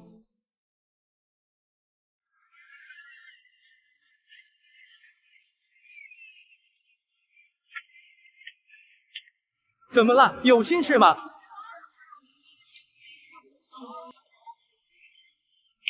哼，小乞丐胆子挺肥呀，偷钱偷到咱少爷头上，下次再敢来，可就不是肿个棒破个嘴那么简单的了。不哭不哭，妈妈再给你买一个新的。喜欢吗？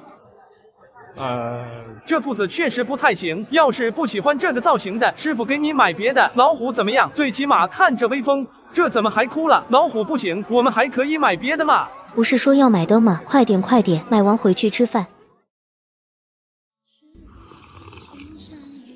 你那4徒弟本事不小啊，居然能糊弄到幽冥堂的老堂主，成了他现在唯一的儿子。不过你那3徒弟可是天境谷老谷主的孤女，这样真的好吗？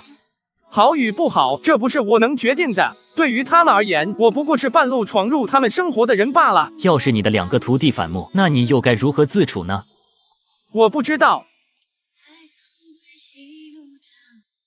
来了，三土还有没有其他想去的地方？有是有，但是时间太久远了，不知道还能不能找得到。去看看吧，说不准还在呢。反正找路的是薛掌柜，他在行。我嘛，算了，你们去吧，我可走不动路了。我就在这里歇歇脚，散一散酒意。你们若是折返，直接回到此处寻我便好。银票那里离月丘不远，但是要出城，在魔域和人间的边界，一个小小的村庄。你酒气未消，今日就在此歇下，先别回堂内，免得失言被抓住马脚。别看了，看也没用，从桃花山下来的人就再没有回去的，你有你要走的路。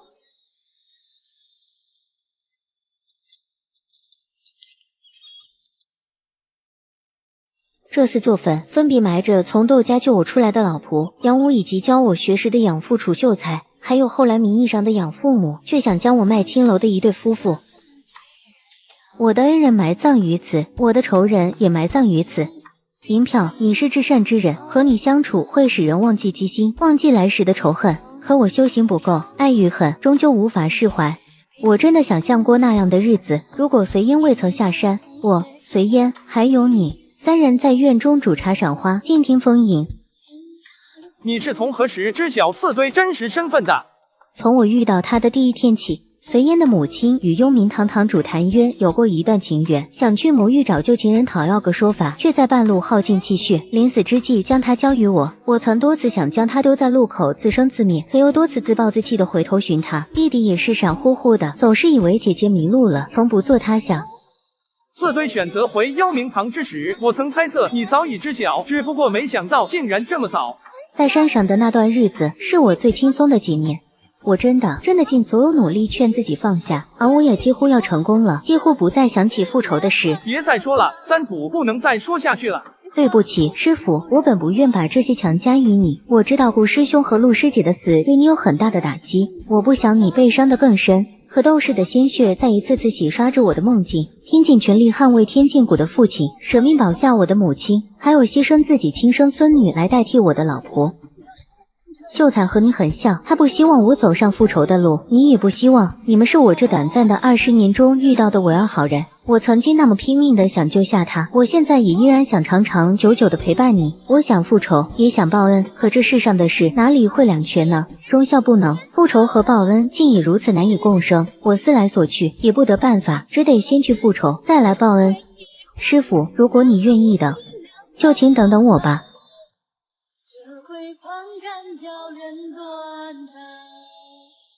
忠孝不能两全，复仇和报恩亦难以共生，我只得先去复仇，再来报恩。师傅，我不愿用自己的事来烦你，想必随烟也不会，可凡事都会有个万一。为了预防这个万一，我想从你这里要走一个承诺，也请你给随烟一个，待到我们跪在桃花山请求兑现承诺之时，再由师傅来定夺。师傅，你看如何？这里花开放之时很是动人，师傅，若是我无法归来，可否带我来看看？梨花落，少女别。三土终是离开了仙人，下山后，他以最短的时间联系上旧部，在5年间排除异己，活捉谷主，再对叛徒实施2年半的拷打，并且历经诸多波折之后，终于坐上了谷主之位。在位期间，数个反对强烈的分堂主，无疑不生了重病，又或者是暴毙。再完成一个目标，就能回桃花山了。接下来的目标便是报复幽冥堂，这次要让谭约那个老东西永远消失。不可呀！如今幽冥堂势力浩大，再加上谭渊时日无多，我们没必要动手啊！哼，如果不亲手杀了他，这一切又有什么意义？如果非要硬碰硬，恐怕是我们的损失更多，甚至会被击溃，从此一蹶不振了。如果1年不行，就2年；2年不行，那就10年；10年不成，那就100年。我们是魔，寿命长得很耗得起。如果我们这一代无法完成吞并幽冥堂的计划，还有下一代、下一代。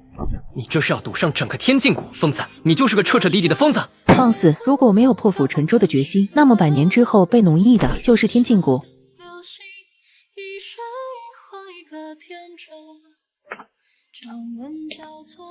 谷主有情况，幽冥堂的老堂主谭渊昨日病死了，现任堂主据说是一个名叫谭放的青年。谭放，好，我知道了。这还有一封幽冥堂的信，要谷主您亲启。刘雪，多年未见，甚是想念，近来过得可好？我已将谭渊除掉，也算是给你报了仇。你什么时候能和我一起回桃花山呢？我想师父了，想喝他泡的茶，想跟他一起看花赏月。1周之后便是我正式继承堂主之日，还望姐姐赏脸做客。呵呵，装得真好。若不是查出曾经的几次暗杀是幽冥堂现任新堂主指使的，恐怕真要信了你的言真意切。谷主，那接下来该怎么办？还进攻幽冥堂吗？虽说计划生变，但吞并幽冥堂的方向没有变。接下来就先解决掉现任的新堂主。是。终究是要走到这一地步了吗？1周后，幽冥堂摆宴，魔域大小门派势力纷纷前来。你觉得幽冥堂的死对头天境谷会不会来了？难说不，那位新谷主虽为女子，但雷霆手段，果决狠厉。确实如此，我曾见过一面，此人看上去柔柔弱弱的，不大起眼，动起手来却丝毫不留情面。天境谷从上到下大换血，风貌为之一改，隐隐竟有恢复昔日尊崇的气焰。此番幽冥堂给天境谷递出去的邀请函，与其说是邀请，不如说下了战帖。哎，是楚谷主啊！下次再敢背后蛐蛐我天境谷，取你项上狗头！楚谷主肯施舍面子来我幽冥堂，谭某真是荣幸之至啊！我们之间的事，不去惊扰他。我以为这是你我心照不宣的想法。别后相思难消，我不愿打扰，奈何实在想念。楚随烟，你我的恩怨，一句两句是说不明白的。你把我叫过来给你撑场面就罢了，让虾仁来又是几个意思？姐弟相残的戏码，你觉得他会乐意见的？你忍心在他的心上又划几刀？此时的少女失去了她的冷静，曾经的她拼命的想把虾仁推出漩涡，为此愿意永远闭紧嘴巴，就算受了天大的委屈，遇到再大的困难，也不肯向师父开口求助。但这些年的努力如此轻易的被楚随烟破坏，此刻的楚流雪生出了杀人的心，他和楚随烟必须随机没一个。流雪，我选择回到魔域，就是为了让自己克服寿命的限制，为了变得强大，为了保护你和师父。而你为什么要回来？继承的偏偏又是天境谷。幽冥堂和天境谷从几百年前就结了仇恨，尸山血海，骨断肉糜，这便是写就他们二者历史的纸笔。我曾一度幻想着，只要你不认祖归宗，那我就可以当做什么都不知道。但幽冥堂彻底毁灭了天境谷，我便能够舍下这里的一切，回到桃花山，和你还有师父一同煮酒赏花。可你为什么要回来？你的选择打碎了我的幻梦，为什么？呵呵，原来你还想过回去。回不去了。楚随烟，你跟我们谁也回不去了。我们都是烂到根子里没得救，或许死在外面是最好的归宿。可你为什么要带上虾仁？他就该离我们这烂摊子越远越好。然后你我决出个生死胜败。我说了，我请师父过来，不是图别的。就算我再怎么作恶，也不会伤害最重要的人。我只是想见见他，只是想见见他。呵呵，你这是伤他，你不知道吗？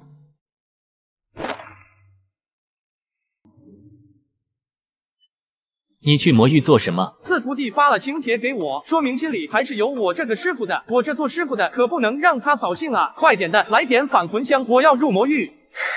自己去药房取吧。太阳从西边出来了，这可不像是薛大掌柜的性格啊！以往若是我开口求一件事，你恨不得讨10个好处。条件自然是有的，就一点，那天我跟你同去。你怎么也有？怎么，你要出手？你真当我天境谷不会动手吗？你若想，现在便可，就怕你今日难以离场。还打吗？哎，那不是我的剑吗？师父，那人竟然是他们的师傅。幽冥堂的堂主和天境谷的谷主竟然是同一个师傅。这家伙看上去很年轻啊，真是他们的师傅吗？好好的宴席，让你们搅成这个样子，都怪我们二人不好。师父默契，是徒儿的错。抱歉哈，让各位见笑了，大家继续吃。谭某有事就先行告辞了。你别跟我讲话，我正在气头上呢，或许会骂人。算了吧，银票，别为难自己了，你的素质还有待降低，骂人你是学不来的。哎呀，我这还是被瞧不起了。笑什么？没什么，就是觉得你还是那个你。世事太苦，相逢又难，不如聊些开心的，别闷闷不乐了。4个徒弟里，要说最让我省心的，还得是你。山上的桃花开了，若是闲来无事，就去转转吧。好的。少女心知肚明，此生或许再无回山的机会，即便回去了，也是双手染血的罪人一个。是来找你的吧？不错，你那左使挺忠心的。银票，我走了。记得回山中啊，我给你留一壶好酒。还不打算出来？莫非是不想见我这个师傅了？怎么会呢？师傅别苛责我了，我嘴笨，向来是不会辩解的。坐吧。不见面的时候总有千言万语，真见了面又不知道说些什么。师傅当年是不是只想收下刘雪一个徒弟？算了，师傅还是别告诉我了，我听不进去。是的，我当初的确只想收你姐姐一人为徒，尽管你的天赋是肉眼可见的高。我还有些事要去处理，师傅你若有需求就换人来。坐下，多大的人了，还和小时候似的，师傅的话听半截就跑。我当年的确只想收下楚留雪一人为徒，但也不能看着你流落街头吧。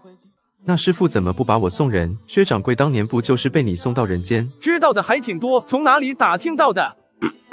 薛汉那是因为有条件，我跟薛府的主人关系近，才敢把小孩送到他们夫妇那里。那我呢？师傅人脉有限，轮到你就没这好事了，你只能跟师傅进山吃苦，荣华富贵不沾边的。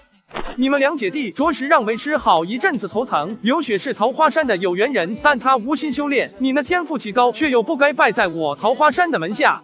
当时怕耽误了你，师傅还为你考虑过其他的门路。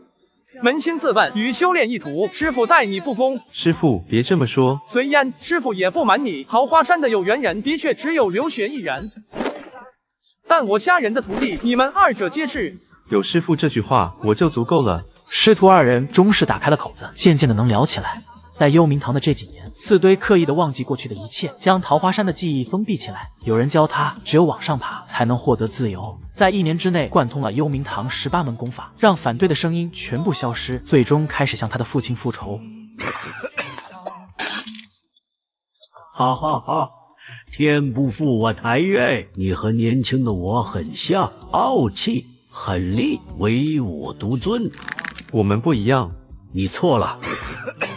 我们就是一样的人，一旦坐上了这个位置，你今后要做的只有2件事：胜幽冥，灭天境。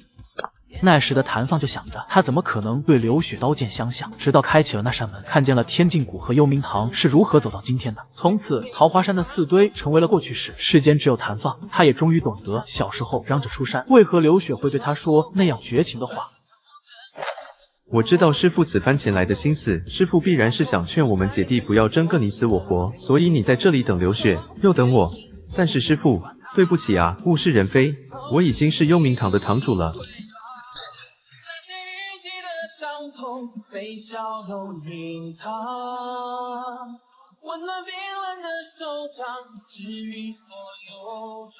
在那之后发生了3件大事，第一件便是幽冥堂议事，天境谷突袭，幽冥堂重创。这是怎么回事？那新娘子疯了，她当自己没出嫁，丈夫没有死，只是花轿还没抬到她家门口，所以才始终见不到新郎。堂主，我思来想去，就算我冒着杀头的风险，我也得跟你提一嘴。我们知道你和楚谷主是同门，或许顾念着点同门情谊，可咱幽冥和天境就是死敌世仇。堂内的兄弟们，哪个跟天境谷没有血仇？我的爷爷是被天境的人杀的，我发小的青梅被天境的人遭奖后跳河了。当年我师父不幸被天境俘虏，抢回尸体时，那都不叫尸体了，根本是一滩肉。堂主与咱有恩，咱也不愿让堂主为难，但天境一日不灭，那些亡魂就不得安息，我们这些活人也愧对先人。到底第一桩仇恨是天境先讨嫌，还是幽冥不讲武德？这件事蒙在过去的尘埃中，已经不那么重要了。重要的不是结下恩怨，而是积下恩怨。血债如山似海，沉甸甸的压在他们肩头。敢逃吗？先人的魂灵可就立在他们的退路之上。好了，我废话完了，现在堂主杀我吧，死而无憾。忠言逆耳，杀你作甚？留着一条命为幽冥堂效力吧。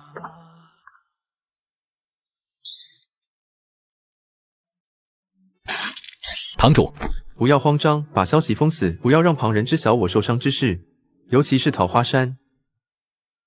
过了不到2年半，再次发生一件大事，天境谷的左使被分尸锁魂，切了一片心，装在锦盒中，被送到楚留雪的面前。房门关严的那一刻，屋内传来一阵凄厉的嚎哭。左使对于谷主的意义，就如同兄长和老师一般，在最艰难的时刻，是左使带着他一步步站稳脚跟，如今却连声道别都来不及。天境6变有6式，习得此术者，可变器物、花木、飞虫、鸟兽、分身、岩岛。谭放在山中时，唯独没有学会最后一式，而楚留雪唯一会的仅有最后一式。次日傍晚，楚留雪幻化成虾人前去看望谭放。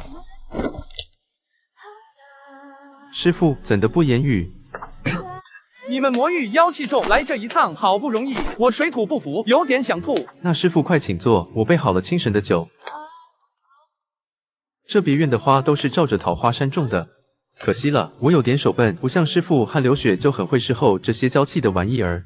想起刚学会爬树的那天，恨不得把半座山的树都爬个遍。流雪呢，就在后面不耐烦地跟着，后来还问师父你：银票，万一弟弟不小心摔死了，能不能就地埋了？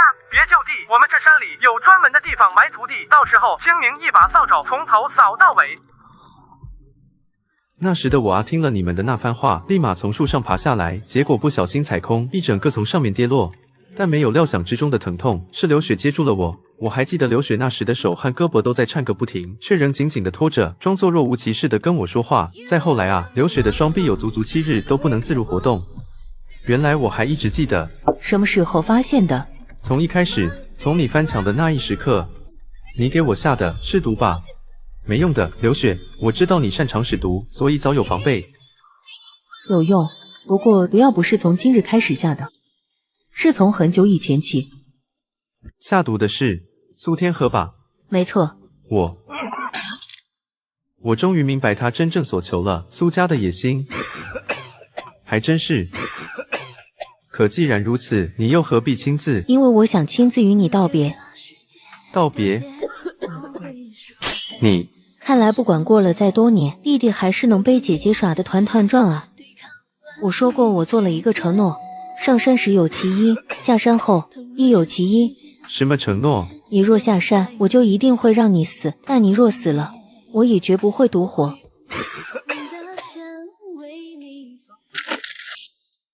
自从坐上那个位置之后，双肩的担子压得死死的，仅留有一线天供我喘息。那你可有后悔？世事难料啊！起初下山是为了长生，为了保护姐姐和师父，最终却演变成诸多的身不由己，百般的有苦难言。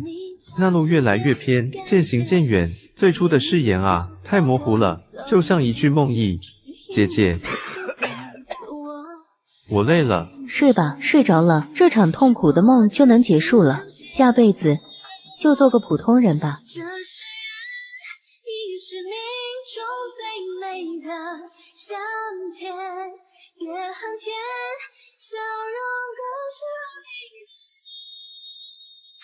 我是一个懦弱的人，面对复仇，我选择的是隐姓埋名，安静的度过庸碌的一生。可命运迫使我走上复仇的路。如果你问我悔吗？想必是的。人之一生，极少的时刻会坚毅、果决、破釜沉舟，不顾一切，而大多数时刻都在犹豫、迟疑、左顾右盼、投鼠忌器。但我又是一个清醒的懦夫。苏天河是个野心很大的人，我看穿了他不只要天境谷，更要吞并幽冥堂。苏家想要的是改变，他们要改变天境幽冥互相消耗的局势，而我要的是终结。爱与恨，泪与苦，世代的恩怨都将在我这里终结。回首染红，唇是杖，争似桃花鸡犬。夜来有梦，灯归落，应是我想家了。于是我做出了一个决定，我要背着随烟去那座山，那个早就准备好的墓。在水岸边，我发现了一艘废弃的渔船，心想不如这样顺江而下也好。如果我支撑不住了，就任凭自己随波流去，整至一江星河。中途有位不速之客登船，他说：“我是从青楼逃出来的，卖身不卖艺。呸，说反了，卖艺不卖身。”那你带乐器了吗？陪我奏一曲吧。算了，我给你讲讲我的故事吧。提前声明我中毒已深，大概是要讲到中途就会死的。在毒药的影响下，楚留雪的神智开始涣散。期间讲了梨花村，讲了桃花山，讲了老仆、秀才、左史，还有养父母、谭家、幽冥堂，最后的最后，讲起了师傅以及弟弟。我的师傅像炸破云层的天光，驱散了我前面人生的阴翳和不幸。我的弟弟，一时间竟不知该如何称呼他。说到最后，我的眼眶渐渐热了，但对面的女子竟然哭得比我还伤心100倍。你还有什么心愿未了了吗？男人钱财，替人办事，你不看我表演，那我帮你干点别的吧。也好，到时将他和我的尸体带回到梨花村吧，顺便把我怀中的这封信送到桃花山的仙人手中。放心，我一定把这2件事情办妥，你就安心赴死吧。师傅，你经常挂在嘴边的万物与我齐阴，是否就是这般感受呢？为何不回桃花山呢？而是选择葬在梨花村？桃花山的坟地已经很拥挤了，容不下我们2个。那桃花山居然是个乱葬岗吗？拥挤说的不是坟地拥挤，桃花山那么广袤，怎会安葬不了2个异乡的人？我只是顾及那山上的仙人，不想他的心承载太多，只要不见尸体，或许他的难过就会减轻些许吧。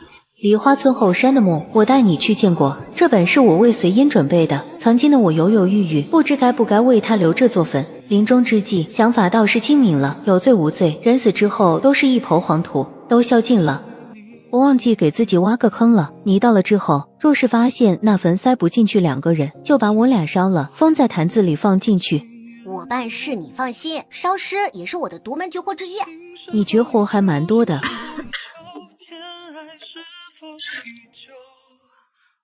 我曾经想着过一世算一世，下辈子不重来，但是师傅有你在，有身在，我想或许重来也好。我和随烟一并再度踏进山门，如有来世定要相聚，如果没有也不强求。我和随烟走后，还请师傅多多珍重，不必过分哀伤。我2人已经了却因果，是时候终结此生一梦。我的一生有悔有仇有恨，却也有幸：1幸遇梨花，2幸见随烟，3幸入桃山。此生无悔无憾。若你听见有风穿林，这是我们归来了。莫要思念之意，就把它当作又一度相逢吧。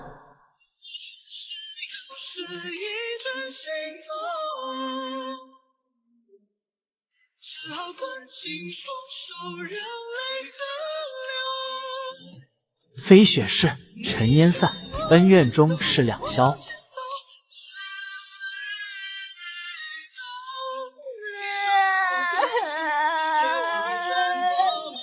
你不是听过一次现场版吗？怎么还哭成这样？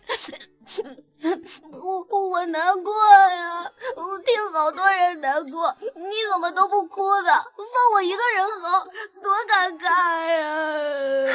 有些事一开始就能预料得到结局。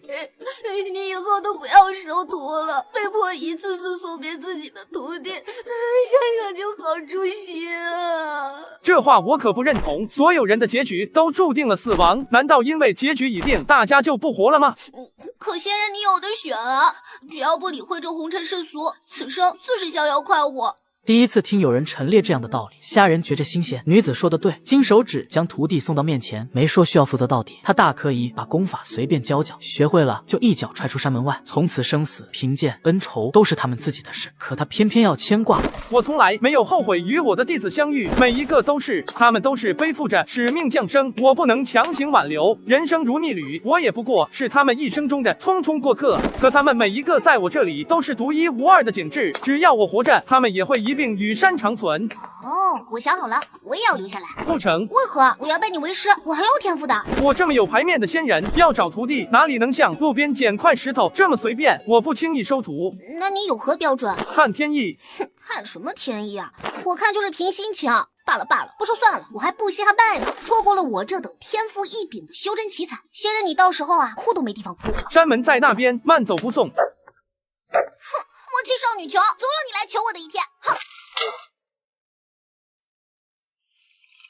丁检测到符合徒弟资质的人选，徒弟名为荣征，浮沉阁前12隐卫之首，自幼为少阁主出生入死，某次意外中身负重伤，自此退至青楼打探情报。被放弃的荣征心灰意冷，自楼中出逃，从此浪迹人间。温馨提示：由于荣征身负旧伤，且体内有一无解的毒蛊，若是过度修炼，只能活至35岁；若是节制使用灵力，则寿命最长可至55岁。以下便是此次的功法：焚玉剑法一，通幽术一，请宿主谨慎选择。莫欺少女穷，总有你来求我的一天。哼，撅屁股看天，有眼无珠，猪逼仙人，有你毁的。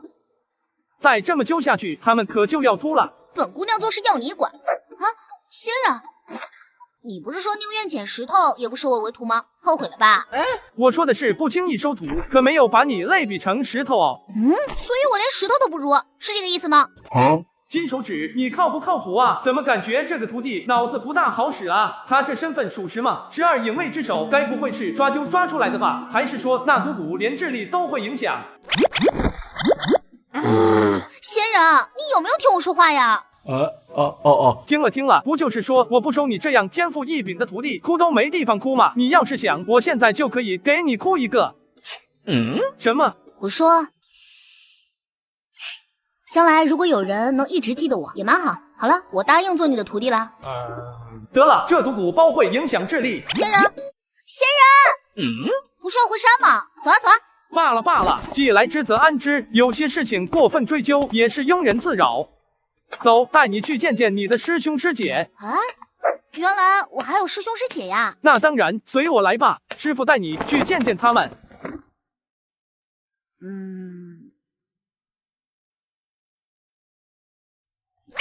那个师傅，我想起来山下有些急事，先走一步来。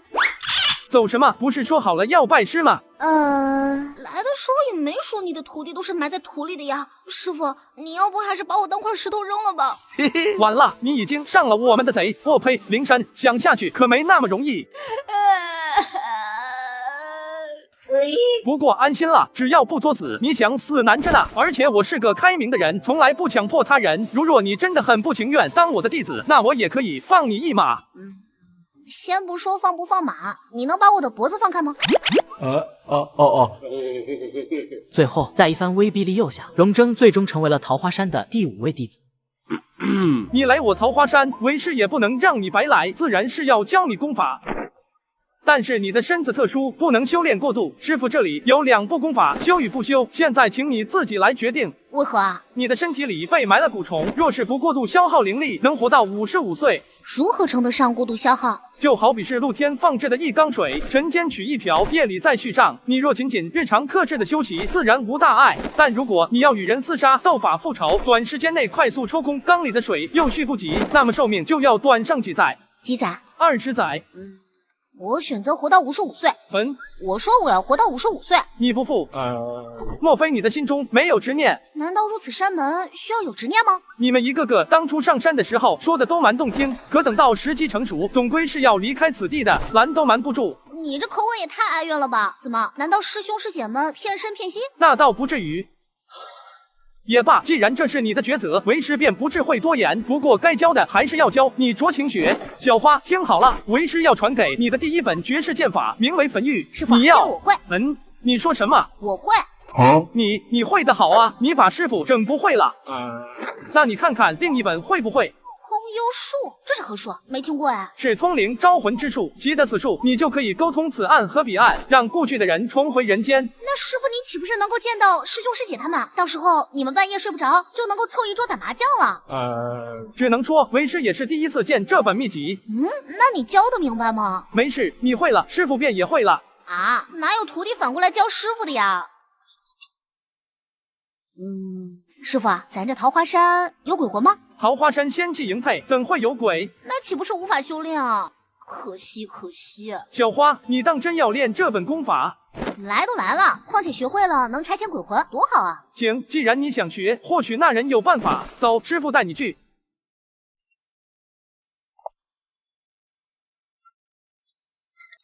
应该就是这了吧？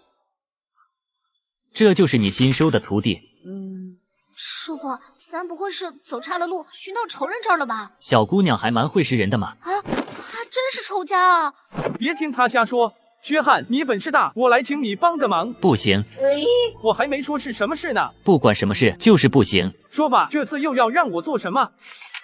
我有一朋友，最近他的山庄里闹不干净的东西，托我找个高人。既然你们主动提，那这一事就交给你们了。闲杂人等不得入内，二位若是无预约，还是速速离去吧，否则什么？原来是薛掌柜请来的高人，怠慢了。二位随我入庄内稍作歇息，庄主随后就到。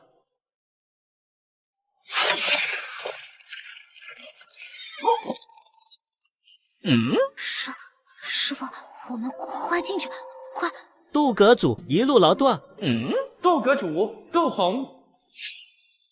前些日子，浮尘阁悬赏千金招捕前12影卫之首，这人便是你那新收的徒弟吧？哦，猜的还蛮准。你的徒弟来头真是一个比一个大。浮尘阁在妖境，说他能横着走都不为过。那个新继任的阁主杜洪又还是个麻烦角色。而且你这次的徒弟与过往大不一样，以往不管如何，总归是在你身边长大的，对你始终是忠心耿耿。而这个徒弟可是个叛徒，他不但会为你惹上麻烦，还有可能背叛你。没这么严重吧？总而言之，你在斟酌便是，何去何从，总归要你自己来拿主意。这岐黄山庄的主人，难不成和浮尘阁还有往来？不要紧张，大不了师傅帮你易容。苏谷主，你也来了。苏天河，他怎么也来了？我能进来吗？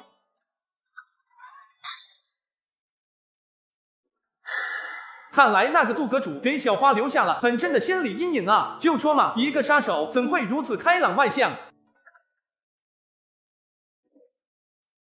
小花，你也知道我们两个是货真价实的骗子。出轨这种事，别说什么经验了，在我活着的1000多年里，接触都没接触过。但现在来都来了，人家肯定也不会轻易放我们走。那咋办？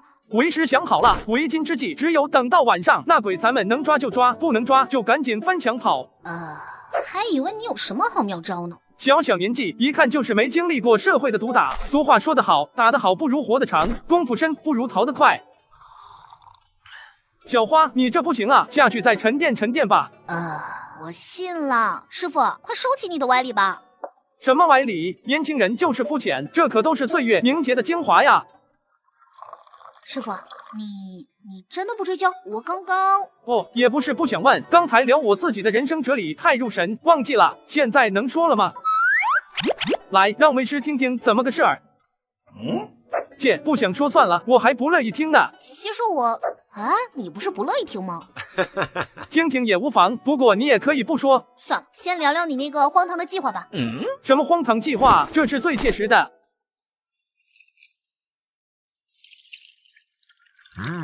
不错不错，还蛮有孝心嘛。你在说什么？那刚刚是谁倒的水？喂，仙君，我家主人有请，麻烦仙君来一趟。好的，我马上来。师傅，你买新手机了，在哪儿买的？这是我在转转上买的。最近我发现转转的二手手机很划算，上面的二手苹果14才2800，比新机便宜2000多。靠谱吗？都是经过转转官方验机的，质量靠谱，上面的电脑也不错，买二手选转转就对了。师傅，那你也帮我买一个呗。回去再说，我们先去看看什么个情况吧。仙君莫要谦逊了，能让薛掌柜称得上高人的，必然不会是等闲之辈。齐庄主，讲讲你遇到的麻烦吧。近日每逢深夜，卧榻旁边就老是传来一片哀哭声，请来许多道士仙者都没办法解决，甚是苦恼啊。不过您跟之前那些冒牌货肯定不一样，抓鬼这种事绝对手到擒来。齐庄主请放心，小仙既然受薛掌柜所托，必定竭尽全力。那就有劳仙君，事毕之后，齐某必定奉上千金。小仙还有一事想问，齐庄主之前是否有姻缘未解？没准是对方不肯甘心，才在死后继续纠缠。这齐允怕不是辜负了哪位女子，人家才连死了都不肯罢休。我真是个天才仙人。我知道仙君想说什么，可那哭声明显是个男的呀。莫不是？尼玛，仙人，我可没那癖好啊。放心，齐庄主，今晚就交由小仙吧。甚好甚好，如果仙君有什么别的要求，尽管提出。仙君，救救我！我不想枉死啊！吓到你了吧？怎么是你这个臭丫头？在干嘛呢，师傅？不是说了我要布局吗？你跟你土为师差点就要陪你师兄师姐去了。人家辟邪撒的都是米啊，你撒点心渣是不是有点过分了呀？这不晚饭还没送来吗？先用这个装装像。这又是什么？烘托气氛的。别这么安静嘛，怪瘆人的。师傅，鬼是不是来了？放心，有师傅在。师傅，你怎么抖得那么厉害啊？净瞎说，明明是你自己在抖。小花，你有没有感觉背后凉飕飕的？你别吓我呀，师傅，我胆儿小。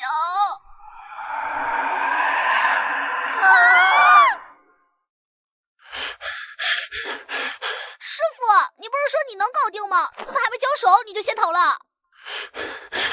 还怪我，师傅都一大把年纪了，你个当徒弟的不得尊老爱幼，挺身而出。我第一吗？那鬼长得面目可憎，我下不去手。啊，不对，师傅，你不是道行高深的仙人吗？你居然跑得比我还快！这话说的，为师也怕啊。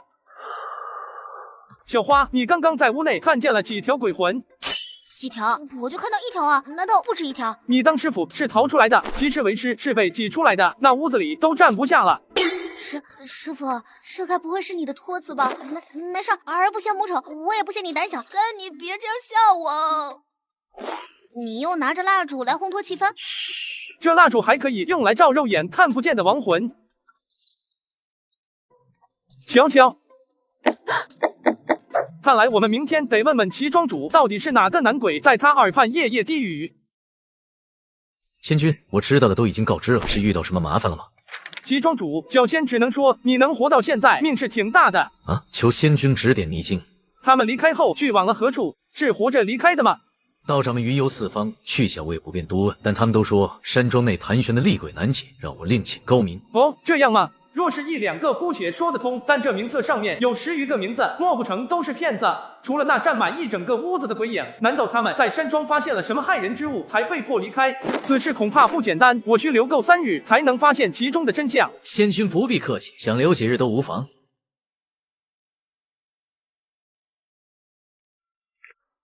还是先去鬼气重的几个地方探查探查吧。你怎么在这？快走！你不能留在这里。什么叫我不能留在这里？七皇山庄地偏，按常理你闲逛不会逛到此处，谁引荐你过来的？薛汉，怎么了？薛汉那人老奸巨猾，你怎么会与他有牵扯？你俩大哥莫说二哥一样的心眼城府。哎，不对，你害死了我的2个徒弟，我怎么能心平气和的跟你讲话？好，从现在开始，我们装作没见过彼此，走了。我的师傅虽有千年修行，却是稚子心性，在山上迎风弄月还好，若是离山，恐被有心之人利用。你若在山外遇见了他，还请多多照拂。小虾师父心善，见不得人间忧疾。他嘴上说着不愿招惹因果，但万万不忍见谁在他面前受苦。苏兄，他日如若在何处与吾师相逢，劳烦代我多多照拂。你的2个徒弟都跟我说过，让我在外面帮衬着你。我们3人各自有欲望，各自有所求，我不求你的谅解，即使你在这里对我刀剑相向，我也不会有怨言。在桃花山，你对我有收留的恩情，我不是恩仇不分的人。我不过是给了你几只桃子，就称得上恩。可我的2个弟子对你都曾推心置腹，你又怎么忍心筹谋算计，让他们两败俱伤了？感谢你的好意，我心领了，也会多加注意的。家人魔域也好，妖精也罢，和仙是站在对立的两岸。或许有极少数的魔和妖因缘际会与仙亲近，但那毕竟是极少数。七皇山庄危险，不宜多留，你好自为之。这七皇山庄还真是张贪婪的大嘴，不知饱腹，不肯满足啊！阁主，请给属下一些时间。这好像是小花的声音。小花这是在和谁讲话呢？正如阁主高见，下人心思单纯，我已成功成为他的五弟子。但他修行高深，依属下愚见，我们须得慢慢靠拢，让他逐步放松警惕。真是没想到，吃瓜竟吃到了自己头上。好，小张，这几日让你受苦了。阁中多事之秋，我当时没有权宜之计，只得让你去烟霭楼帮我打探消息。切，还说什么受苦了？什么牌子的袋子啊？那么能装？这小花怎么不说话？该不会被这糖衣炮弹打得心软了吧？哎，有了，嘿嘿。阁主长了一张嘴就会编呐，你那么多营卫，非要我这个领头的去，实在不行，让我下面的兄弟们涂着抹粉，男扮女装呀。但密令一下，我就后悔了。迟早有一日，我会亲自把你从烟霭楼接回来。呦，还没吃饭呢，我怎么就饱了呀？不得不说，杜阁主画饼的功力真是深厚，小花我佩服佩服，五体投地。怎么不说话了？难道被我拆穿了伪君子的假面，心虚了吗？切，渣男，这杜红到底是做什么了呀？小花竟然能忍气吞声这么些年。多谢阁主关心，不过属下觉得下毒这一方案还是太冒险了。他的三徒弟是善毒的高手，想必做师傅的更不会差。要说下毒这方面，我还真不如刘雪。小征，你是觉得下毒不妥，还是不愿？行了，你退下吧，好好想想接下来该怎么做。哎呀，命在旦夕，现在该如何是好呢？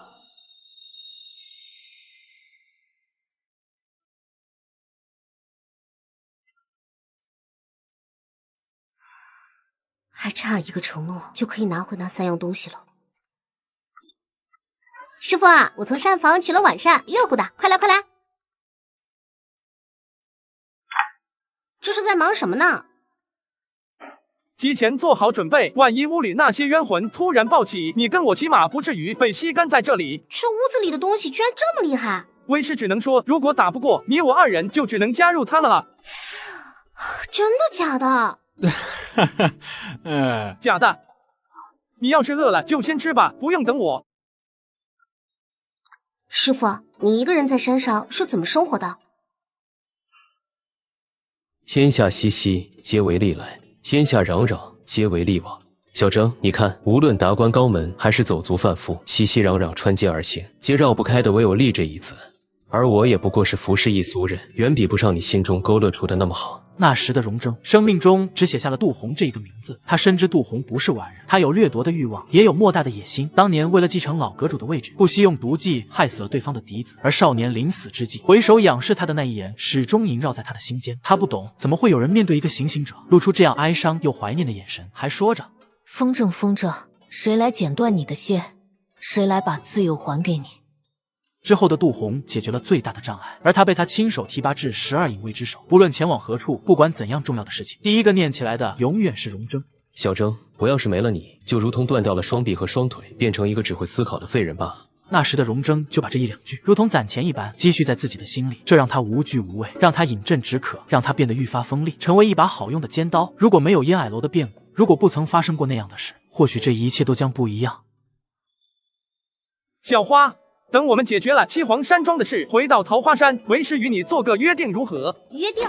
师傅若有什么事，直说便好，我给出的承诺一定会兑现。承诺是单方面的，而约定的是两个人的事。师傅有要你做的事，也有为你做的事。我快点答应下来，过了这个村可就没这个店了。我年纪大了，记性不好，说不准明天就忘了。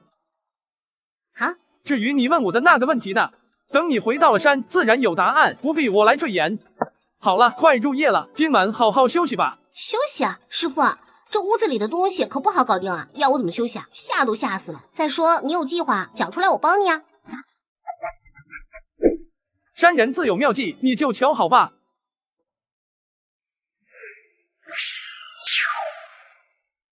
安心睡吧，今晚就交由师傅来。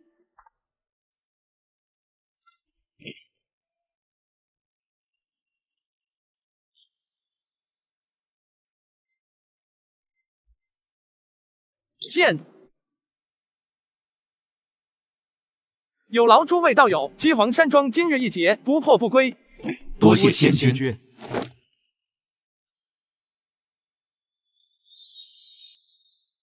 时机已到，空间镇压。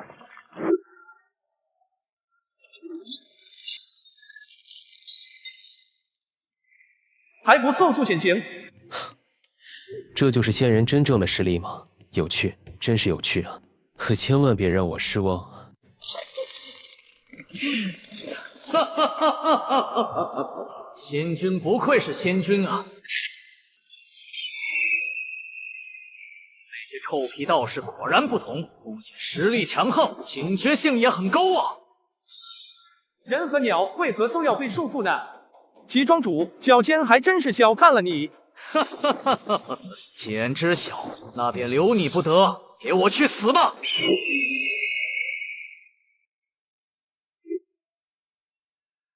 齐庄主还真是不客气啊！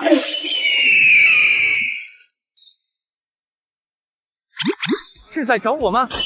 齐庄主，你还是适合当个商人，不适合修炼。仙君又何必坏我的好事？我一介凡人，只有这一个小小心愿。齐庄主，并非我要坏你好事，而是我再不行动，家某恐怕是要葬身于此。岁月短暂，我不像仙君有大把光阴消遣。消遣吗？是消磨吧。齐庄主，凤凰乃百鸟之王，你如此冒犯神灵，就不怕死后永不得入轮回？我只要此生长存，何须转世轮回？数字狂妄，既然汝执迷不悟，那我也无需再多言。我已获得黄鸟神力，而你赏月饮酒的文弱仙人。我本不愿增杀业，但你犯错太多，此番出手，既是为黄鸟，也是为同人。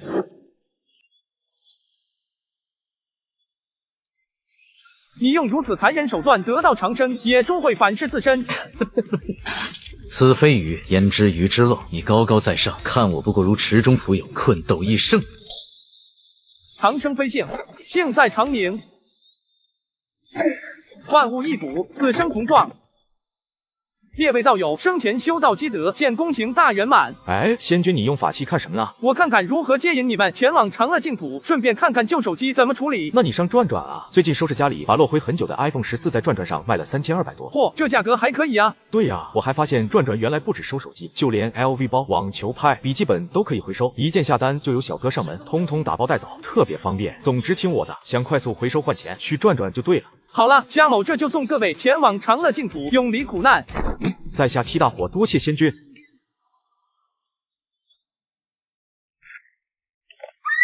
先说好，你可别咬人啊！你要是把我咬死了，可没人救你。能变小吗？你这体型，我不好带你走。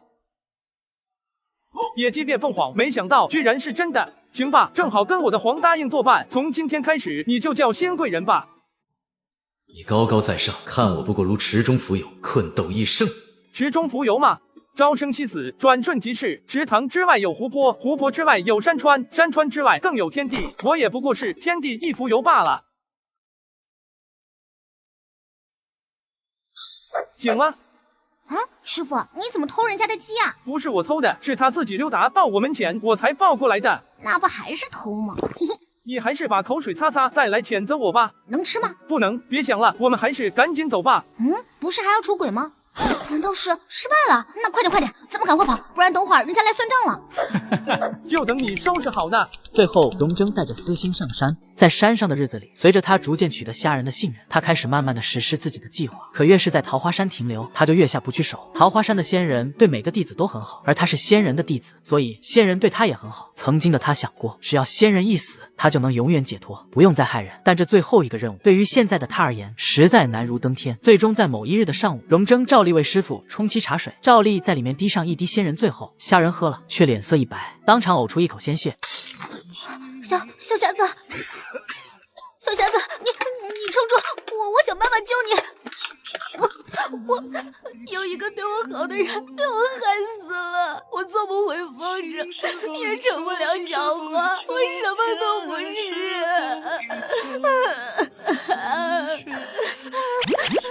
是。小瞎子，你没事？你下的是仙人醉吧？要是换一种毒，恐怕我还真就没了。这仙人醉是从我这不小心流入人间的方子，本来只会让人产生幻觉，不知道怎么传着就说能让仙人死掉。三人成虎，谣言真可怕啊！既然我的伎俩已经被你拆穿了，那就没有再留下来的资格。要杀要剐，你自便吧。你们杀手都这么说话吗？动不动就要死要活的。我要是想要你的命，早在你第一天下毒的时候就动手了。再说了，我要你的命干嘛？那不是折损我自己的修为吗？你孑然一身奔赴桃花山，冒着巨大的风险事先，肯定是有人许诺了什么。这样吧，与其求他，不如信我，把你心中所求讲给我听吧，我能帮你实现。怎么，我一个活了上千年的仙还不值得信赖吗？跟你说我可灵着呢，谁许谁知道。小瞎子，我虽然拜入你门下，但我心思不正，你又何必帮我呢？不是说了吗？为师要跟你做一个约定，你说出你的心愿，我来帮你实现，然后你也要答应为师一件事。小瞎子，你为何在此时提出了约定？明明之前不论怎么问你都不肯说。因为现在时机到了。好，我所求的是3样物件：一是绣血剑，2是藏玉坛，3是照骨镜。我只要这3样，而这剑大概是被传给了现任的12影卫之首，那人叫陈燕，曾经是我的师弟。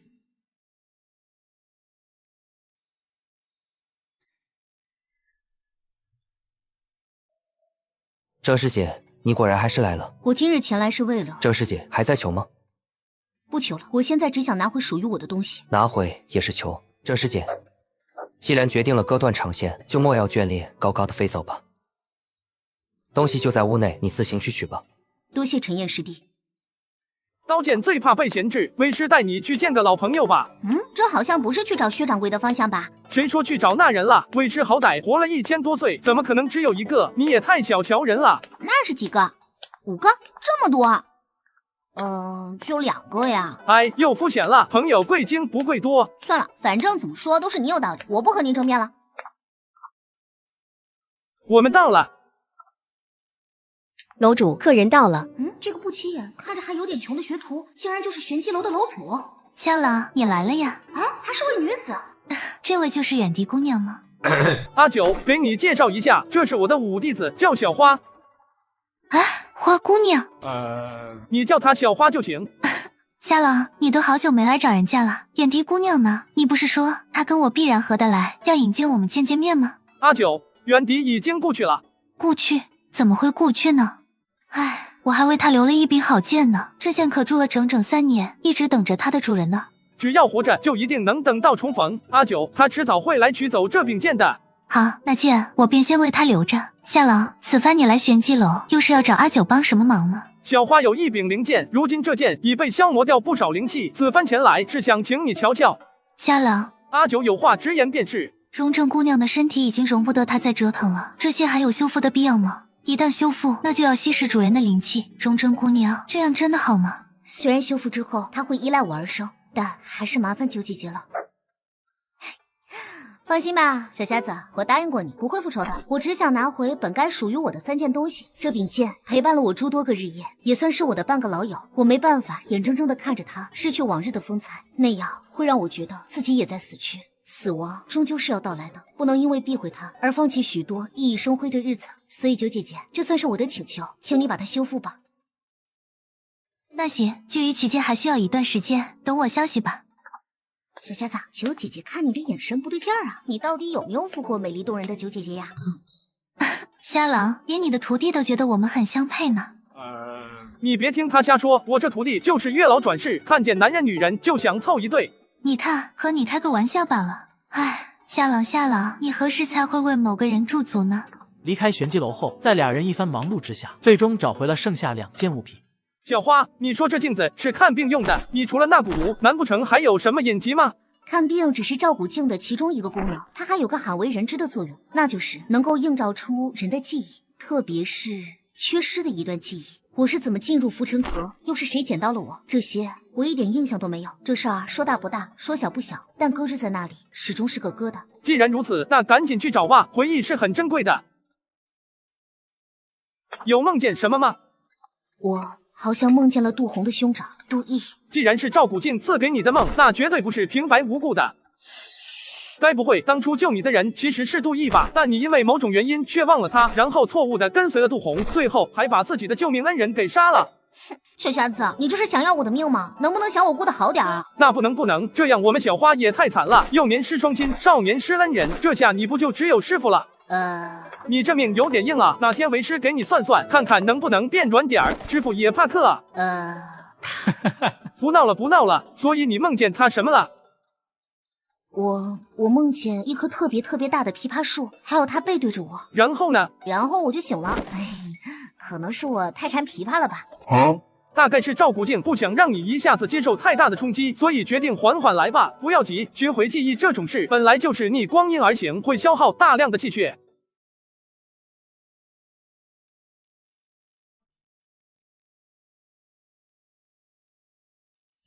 我这是也被拖入了赵古镜的梦吗？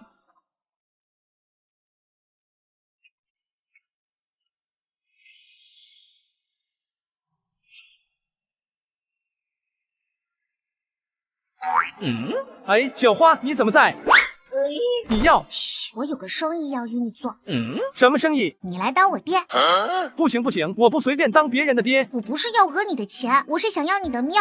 最终，虾仁花了一番时间才弄明白，他这位孝顺徒弟是要当街要饭葬父。你是怎么在人群中选出我这个爹的？哎呀，你答不答应？不答应我就找别人了。找儿子不容易，找爹还难吗？罢了，不就是当一回爹吗？一回爹二回熟，下次你可要自食其力啊！安心，我是凭实力要饭的。别忙了，小家伙，这小半天你都在我面前葬4次父了。哼，下葬的机会总是留给做了充分准备的爹。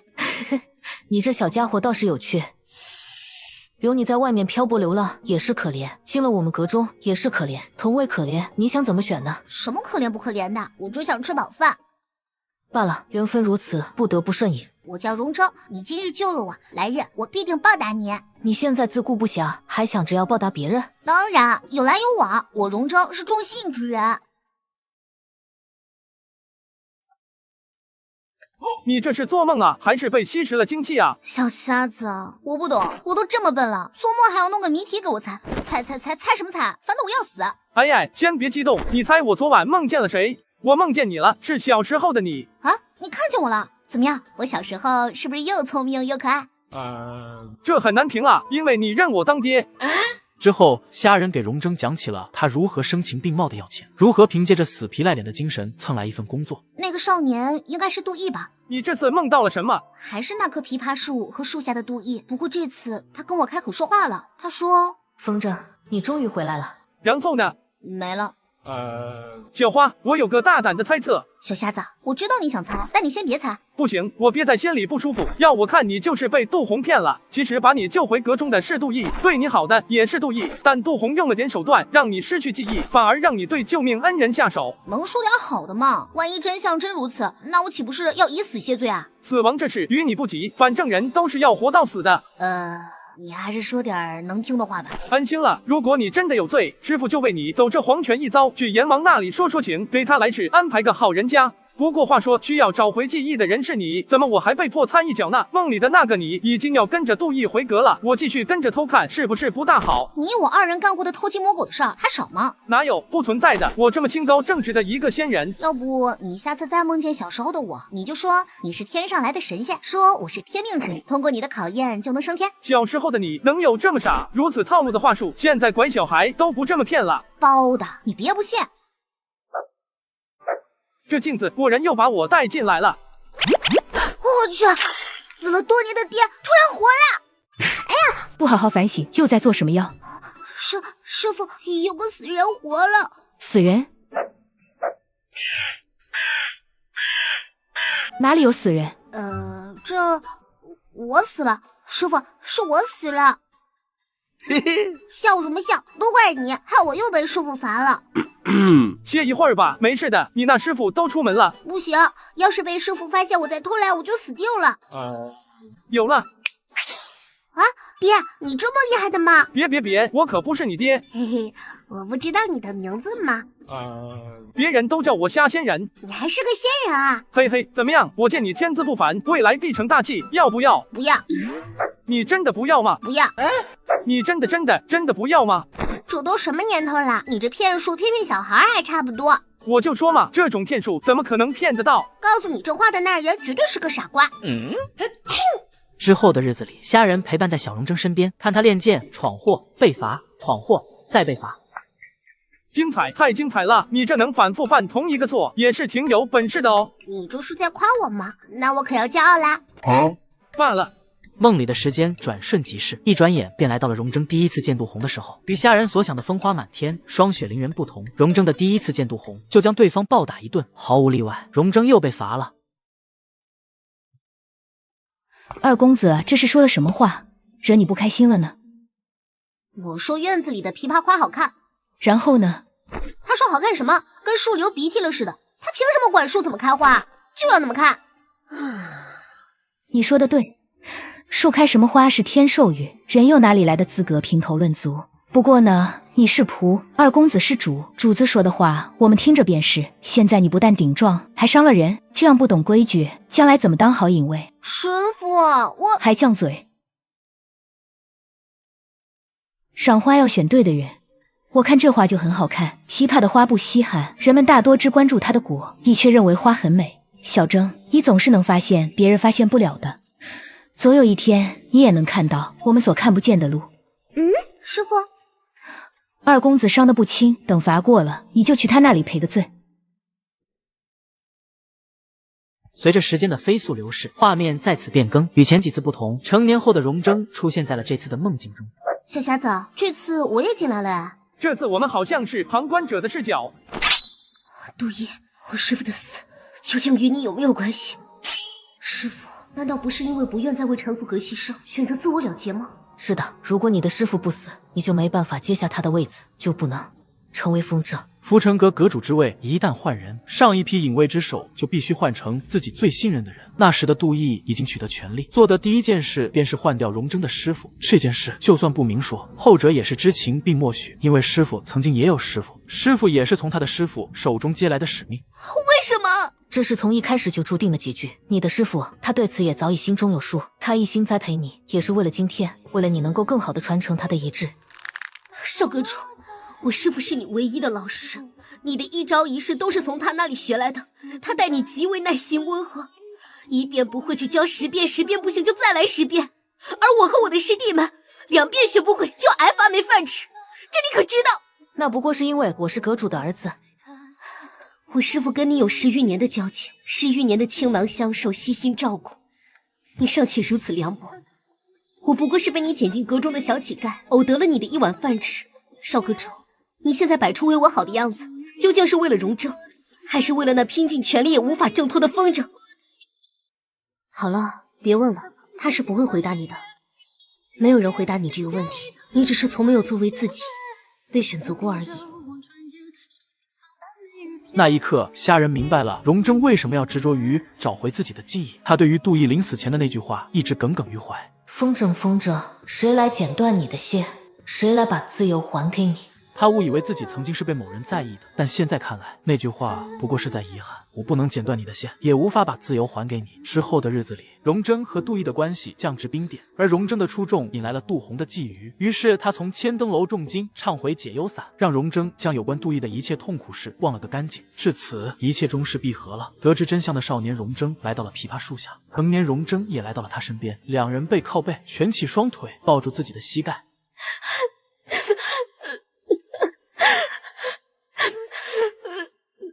别难过了，就算你过去被抛弃，现在被舍下，但是很久之后的将来，你会被某个人选择。那人有点懒散，不会烧饭，整日靠喝西北风活着，很多活儿都需要你来做。但是他人很好，他会接纳你。5岁、10岁、15岁、25岁的你，你要跨过眼前的苦难，向前走，走一段，走得再远一点，你就会遇见他了。所以，别难过了。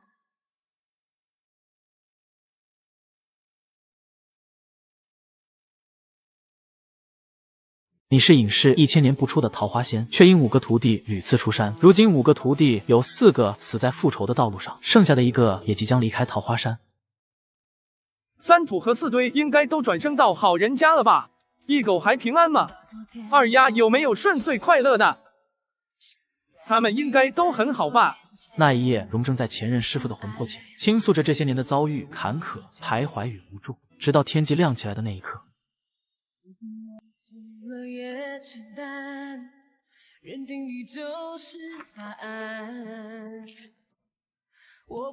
小花，这是在做什么？悬崖边儿僻静无人，天时地利人和，该不会是要……太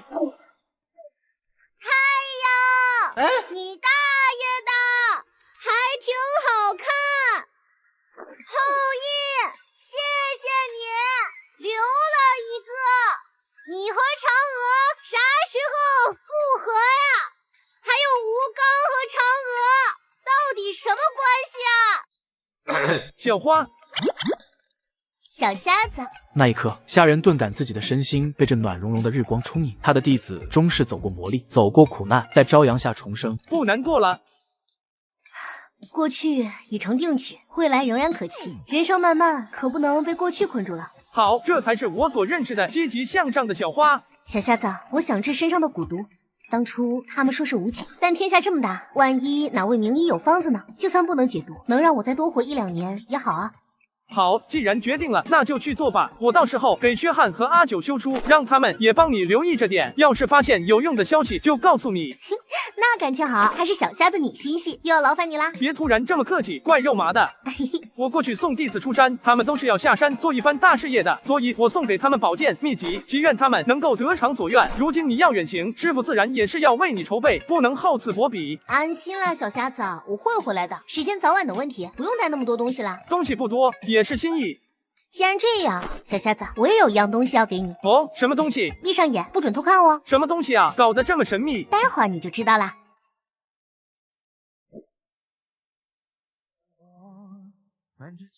小瞎子，银票。师傅，